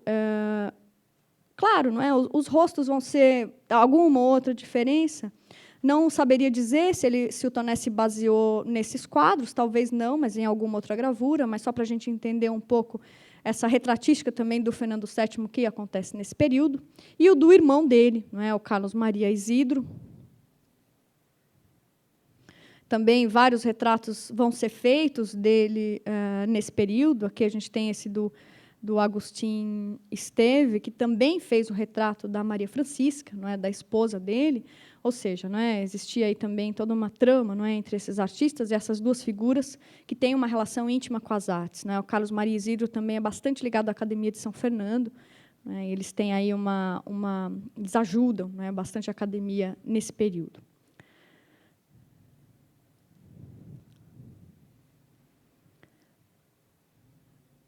Aqui mais um, não é? Teria uma infinidade, assim. Eu escolhi alguns para mostrar para vocês. Mais uma vez aí a Isabel Clara Eugênia com o Carlos V, de novo, né, segurando o Carlos V no peito. Ela está com a criada dela, é uma homenagem que ela faz à sua criada. Claro, a gente pode também identificar aí uma série de questões, não é, de relações antagônicas que vão se estabelecer entre a figura principal e a outra figura, não é, da beleza de uma e a feiura da outra, da importância da superioridade, não é, política de uma e a inferioridade da outra. Ela está ajoelhada, não é? Alguns dizem que ela era uma anã, não é, vendo esse retrato. Há controvérsias. Alguns dizem que ela está mesmo ajoelhada, não é, o que faz com que essa relação de submissão aumente, mas há muitas controvérsias sobre essa pose, mas o fato é que ela também traz um retratinho. Não sei se dá para ver, não é? Ela tem aqui uma... Ela estava escondida e ela faz um pouquinho assim, não é, para mostrar. É o marido dela. Ou seja, não é, como é que eles lidam também com essa transferência para esses outros retratados? Obviamente que essa figura não se perde, né, isoladamente. Ela é entendida dentro desse contexto, associada a essa figura superior, não é, digamos, que é a da sua, enfim, não é, da sua rainha, não é? E, finalmente, a Dona Carlota, não é, a Carlota Joaquina, que também faz parte dessa tradição. Vejam aí que ela está muito mais jovem, não é, nesse belo retrato, que é anônimo, mas falta pesquisa, não é? Um pouquinho mais de pesquisa, talvez eles descubram de quem seja. É um belíssimo retrato que está lá no Palácio Nacional da Ajuda, e ela traz o retrato do Dom João VI no peito. Não é? De novo, aí, essa tradição que se confirma agora em uma pessoa mais próxima do Nicolas Antoine Tonet. Não é? Quer dizer, talvez o Nicolas Antoine Tonet visse esse retrato, né? Ele tinha esse retrato como modelo, ou mesmo a outra gravura, em que ela traz, de novo, o retratinho do Dom João VI, para poder fazer os seus. Não é? Os seus, e dessa vez com um vínculo maior a uma tradição espanhola, ao uso do preto, às golas, não é? a essa importância para esses elementos que ele acaba dando nas figuras das filhas. Não é? Só para a gente ter aí uma ideia dessa continuidade. Não é? A Juana de Áustria, que se associa ao mundo português, não é? Por conta do Dom Sebastião. Não é? Depois, do outro lado, a Carlota Joaquina, que também tem esse vínculo duplo, não é? Espanha e Portugal, e as duas princesas, que também vão acabar exercendo esse mesmo papel, não é? nesse período. Infelizmente, a Dona Maria Isabel, como eu disse, morre em 1818, figura importante da Espanha, não só por ser rainha da Espanha, mas porque também teve uma importância grande na fundação do Museu do Prado. Existe um retrato muito bonito dela, inclusive, feita pelo Bernardo Lopes, Bernardo Lopes, filho, do Vicente Lopes, em que ela está com uma planta do prado, mostrando o prado. Alguns dizem que não, que ela não teve importância nenhuma, alguns dizem que sim, que ela foi muito ativa nessa questão cultural, em Madrid, nesse momento, e o retrato um pouco tenta mostrar essas possíveis relações da Dona Maria Isabel, e a Dona Maria Francisca morre em 1934, alguns anos depois, dentro da mesma corte espanhola. era um pouco isso que eu queria mostrar para vocês, como esses artistas franceses eles acabam se colocando dentro da corte luso-brasileira, não é? O Debré com as suas relações, primeiro com Dom João VI, depois com Dom Pedro I, não é? O Nicolas Antoinette também enveredando, talvez, aí para o lado da Dona Carlota Joaquina, eles tentando, de certa maneira, se colocar dentro desse processo político, fazendo os seus quadros, com menos sucesso, mais sucesso, né? Embora exista aí ainda bastante a ser feito e estudado sobre esses retratos todos. As minhas pesquisas continuam andando aí, mas eu aceito também aí orientando-os, né, para continuar seguindo esse caminho. Obrigada, gente. Obrigada, Elaine. Já que ninguém se atreveu a interromper a apresentação da Elaine para fazer perguntas, a gente tem agora, enfim, um espacinho para quem quiser fazer perguntas para ela. Queria te perguntar um pouco a respeito da circulação desses dois retratos, assim, né? Porque chama a atenção que eles estejam em Portugal.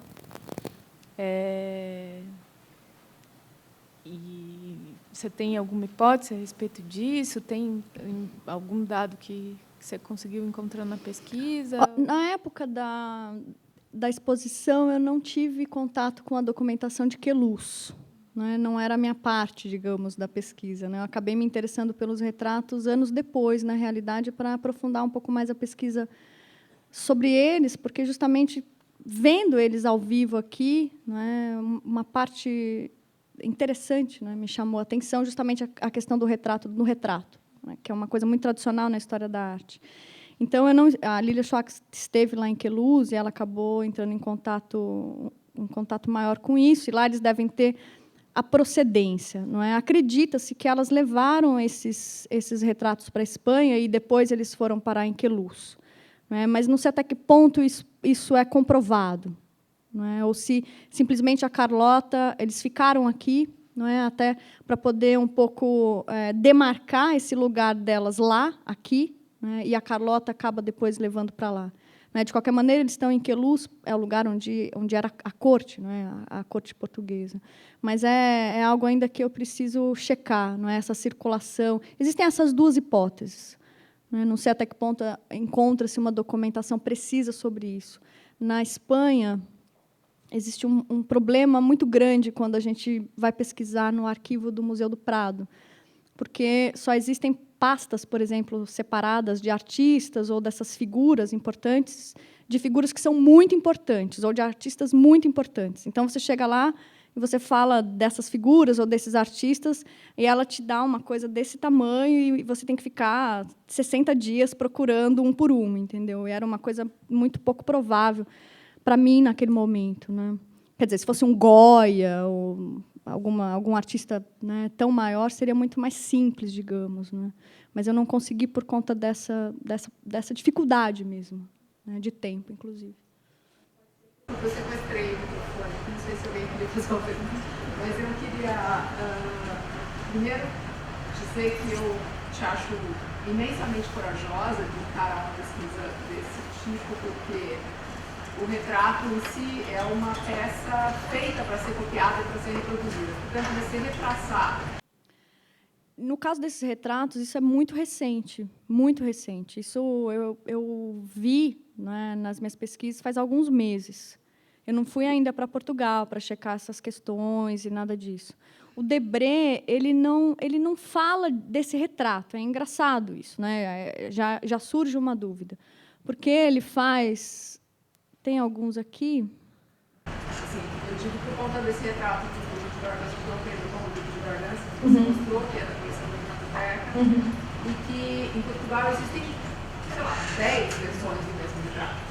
E nenhum deles tem autoria. Então, mesmo lá, é complicado de destrinchar. Tem que confrontar com algum outro tipo de documentação, enfim, é uma teia, que se forma para poder ver, enfim, documentos, cartas, citações, para poder comprovar um pouco os que não estão assinados, Isso acontece com várias pinturas, na realidade, mas o retrato é muito mais complicado. E, ainda mais, eu encontrei 3, podem ser que sejam mais, desse mesmo processo aí, de uma única fonte que desdobrou em vários, ou de um mesmo artista que acaba fazendo vários com ligeiras modificações, né? É bastante complicado. Agora que eu consegui o microfone que funciona, eu vou passar para outra pessoa. Acho que é Letícia ou não?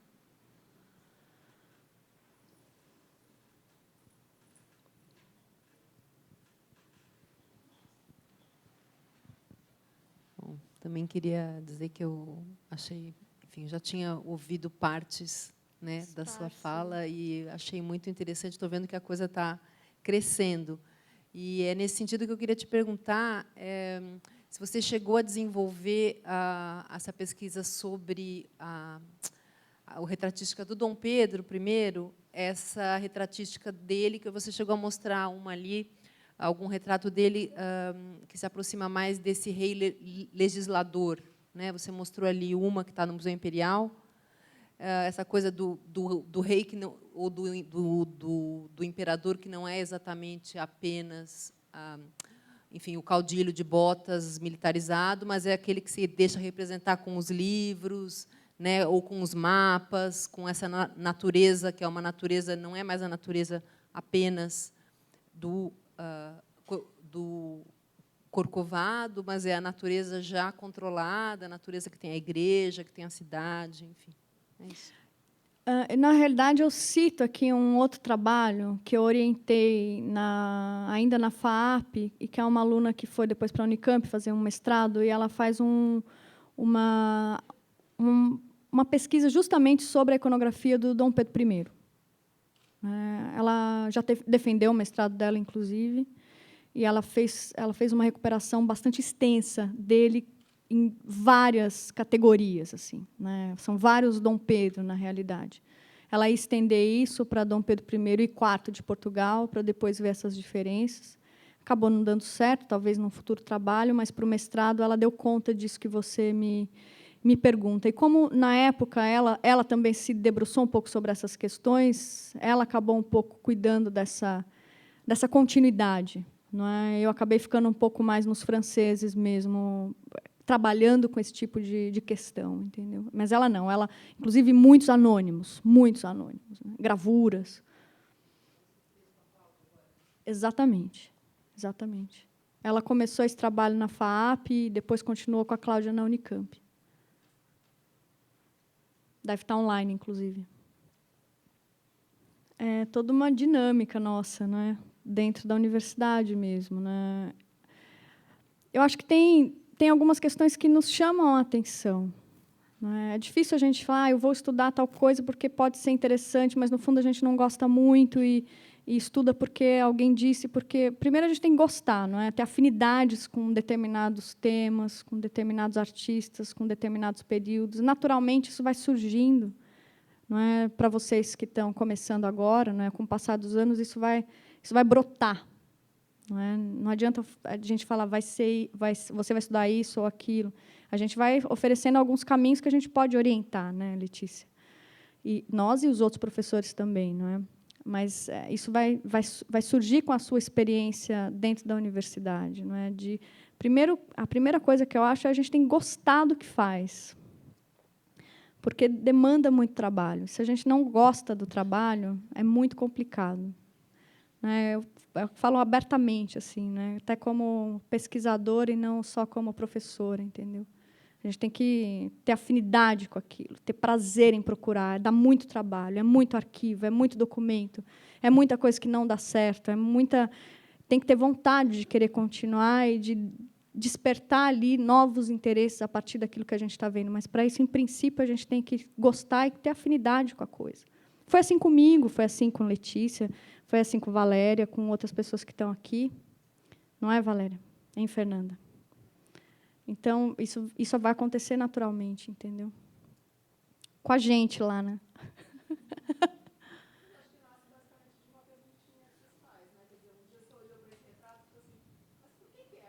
Então, mas é o interesse, né? Exatamente.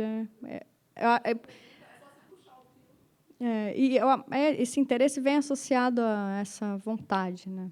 Porque não é fácil. Mas é bom. Eu adoro, então.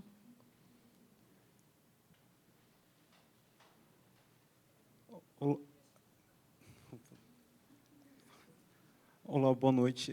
Primeiramente, eu gostaria de agradecer, essa foi uma ótima apresentação.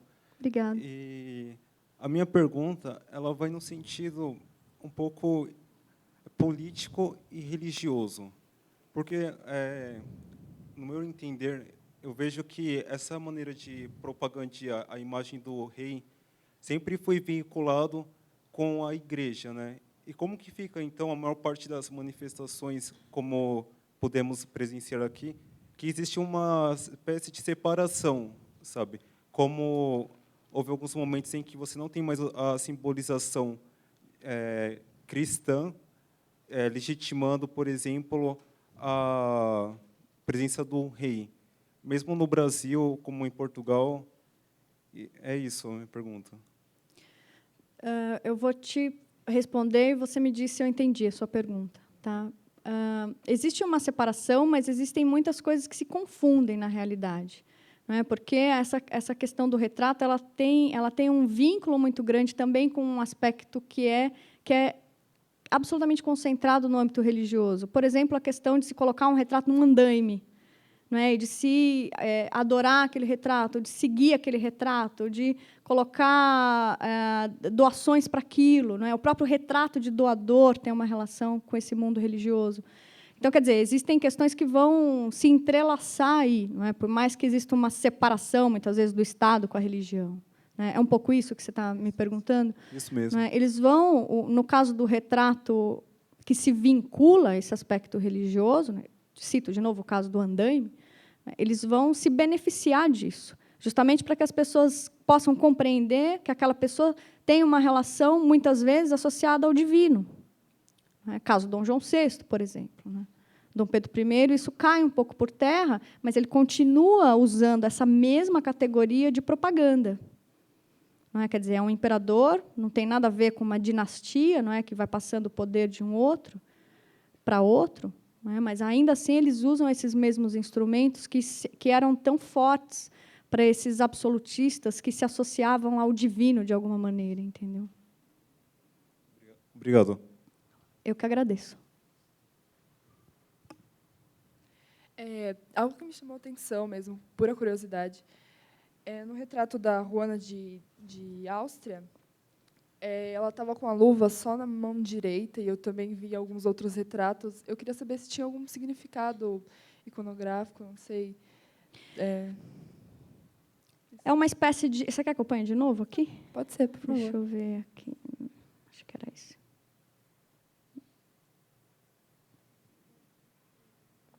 Vira uma espécie de moda do retrato, moda associada a essas figuras nobres.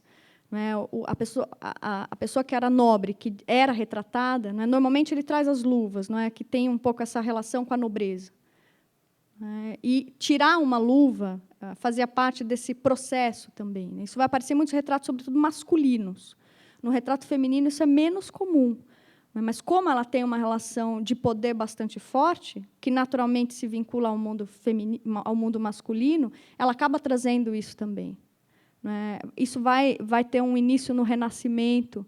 Né? O Tiziano também, não é? Tem uma relação forte da retratística com essas luvas, né? De homens da nobreza e dos caçadores, não é? Que também tem uma relação com a nobreza, a caça, por exemplo. Não é? Mas isso faz parte da dignidade da nobreza do retratado. Como ela tem uma relação com o poder, né, que normalmente estava na esfera do masculino, né, ele acaba incorporando isso no retrato dela também. Obrigada.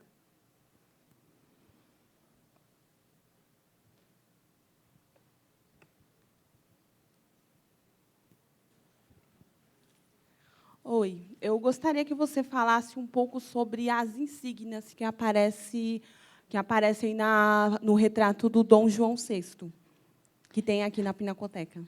Engraçado, a gente estava falando disso com o Pedro. Agora, é ela, né? Ela faz parte do grupo. É. Isso.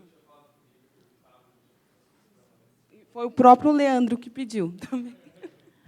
Não, é toda uma problemática, porque sempre essas insígnias elas aparecem, você sempre tem que confrontar com elas separadamente, porque é uma confusão. Não é? No caso do centro, ele tem o tosão de ouro, não é? Que vai passar de rei para rei, não é? na Espanha e Portugal. E tem as outras ordens, não é? Que são ordens, muitas vezes, militares, ordens espanholas, que também vão aparecer. Não é? As faixas também, muitas vezes, fazem parte ou da Espanha ou de Portugal, dependendo da sua cor. No caso das princesas, elas estão com uma azul e azul clara, mais ou menos. Não é? Que é uma ordem espanhola também, de Carlos, não sei das quantas.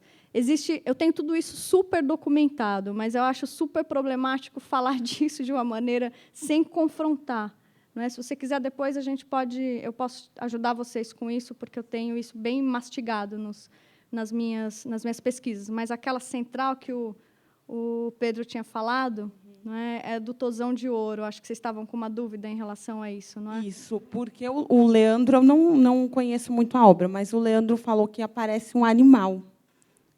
É um cordeirinho, não é? É um carneirinho? É, um carneiro, enfim. Né? O Pedro tinha falado para mim. É um carneirinho. Né? Aqui a gente estava brincando, né? Que ele está tão caidinho ali, né? De ouro. É. Tá certo. Obrigada. Mas depois a gente pode, enfim, trocar mais figurinhas sobre isso. Eu tenho tudo isso super documentado. Assim. Sim, eu gostaria. Tem a obrigada. ordem, depois com o Dom Pedro I, vai ter a ordem do Cruzeiro, a ordem da Rosa, etc. E muitos civis também acabam ganhando essas ordens, que vão aparecer também nos retratos, não é só nos militares. Né? Sabia, hein, Pedro, que é... Boa noite. Levando já em consideração a penúltima pergunta feita aqui pela amiga, também me bateu a curiosidade referente ao quadro já que mostrado da princesa de Portugal, né? O cara está até o título cita, né, com a negrita. Também foi uma homenagem neste caso, porque nenhuma outra obra mostra um negro, muito menos junto com. Existem várias hipóteses em relação a isso, né? Porque não é nomeado, né? Não existe um nome. Né? E falam como ela na realidade fazia parte também de um monastério. Existiam várias crianças que eram deixadas lá. Então, existem hipóteses de que essas crianças que aparecem nos retratos sem nome podem ser essas crianças abandonadas, ou que, muitas vezes, são crianças relacionadas à criadagem. Não é? São essas duas hipóteses as que mais aparecem quando eles não têm nome. Não é? Porque, de fato, ele não tem. Não é? Retrato de Juana de Áustria com negrita. Obrigado. Tá? Nada.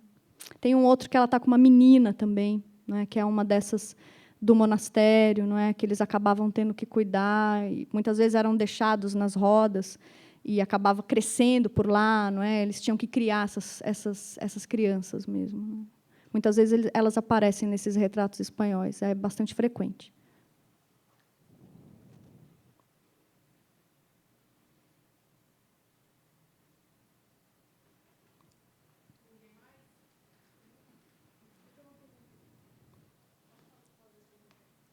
Ele está chegando aí já. Então, essa relação do poder, quando aparecem as pilastras, também tem alguma referência antiga, como você citou o Botticelli e tal, dos retratinhos e tal. Tem alguma referência mais antiga? Você, nas suas pesquisas, conseguiu perceber? Dos retratos do Renascimento? Porque mais antiga que você diz no Renascimento. No Renascimento, as pilastras com certeza, clássicas. Com certeza. No Renascimento, em que isso, os Habsburgo, na realidade, né, quando eu falo do Carlos V, eu estou falando ainda do Renascimento. Né? O Tiziano, por exemplo, vai ser o pintor da corte do Carlos V. Essa questão da coluna, ela vai aparecer nesse período aí, não é? Essa incorporação do dórico, não é, do clássico, não é, da ordem mais forte, digamos, não é, do mundo grego, que vai ser transferido aí para esses artistas, mas no período do Renascimento, onde isso se consolida, digamos, como um elemento do retrato, não é, um elemento iconográfico que significa tal coisa, é no Renascimento. Vai sendo levado até... Com certeza, não é? Isso vai. O Carlos V acaba. Por isso que eu falei dos Habsburgo, não é? Quando a gente vê uma coluna lá no século XVIII com outro rei, você se associa aos Habsburgo, ao Carlos V anteriormente, porque é lá que isso se consolida. E isso vai se perpetuando para outros reis ao longo dos séculos. Claro que outras relações vão se configurar. Não é mais a mesma dinastia, não é mais o mesmo lugar. Não é? Mas é como se essa iconografia ela se perpetuasse de uma maneira isolada, e ela vai aparecer nessas outras dinastias pelo mundo inteiro, né? No Brasil, na Espanha, não é? Na França, por exemplo, em outros lugares, e no México isso também acontece, nos retratos. Principalmente de cultura religiosa, né? Também católica, também nas igrejas a gente percebe muito dessas pilastras também, que tem uma relação também, né? Com o poder. Você fala de retratos Não de retratos, de esculturas mesmo, de arquitetura. De arquitetura. Ah, sim, a arquitetura, sim. Com certeza. Eu queria saber se você tomou contato com algum tipo de tratado específico sobre retrato. Vários. E como foi ter contato com esse tipo de... Vários. Tem o Tirar Polo Natural, do Francisco de Holanda, que é o primeiro grande... tratado, não é, de retratística do século XVI. Tem também Vicente Carduccio, que chama Diálogos. O próprio Alberti vai falar de retrato também dentro da pintura, mas esses dois que eu citei antes, eles têm uma relação fortíssima com o retrato mesmo, como fazer retrato. E, sobretudo, na Espanha, existem vários desses escritos sobre retratística nesse período. Mas o Francisco de Holanda é a primeira grande referência disso. Coisas oficiais. Exatamente.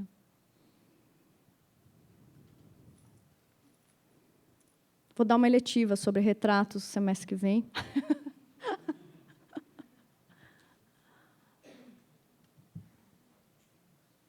Acabou? Os homens também tinham alguns retratos, porque é uma questão de submissão. Eu queria saber se os homens também eles sofriam essa parte da submissão por parte dos retratos.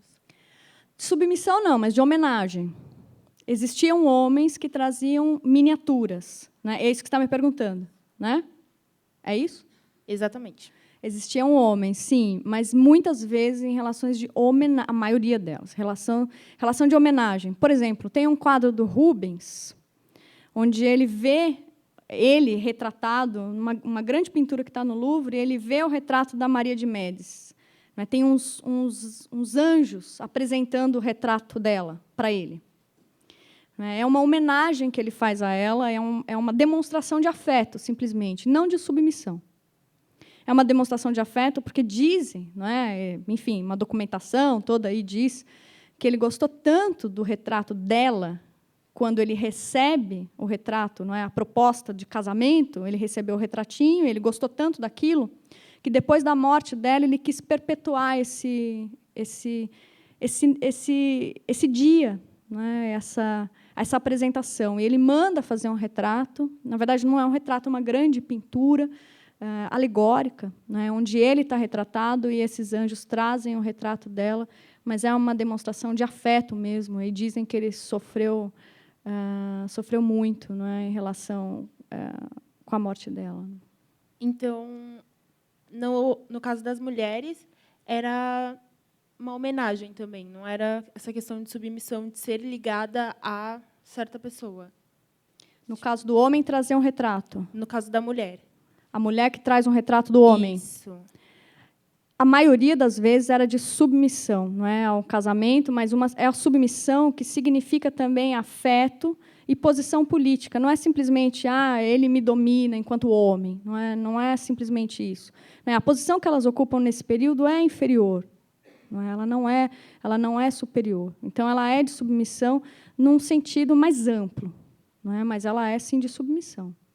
Ela só existe de uma maneira, aquela retratada, no caso das duas figuras, ela só vai existir de uma maneira importante porque ela está vinculada àqueles retratinhos, àquelas pessoas.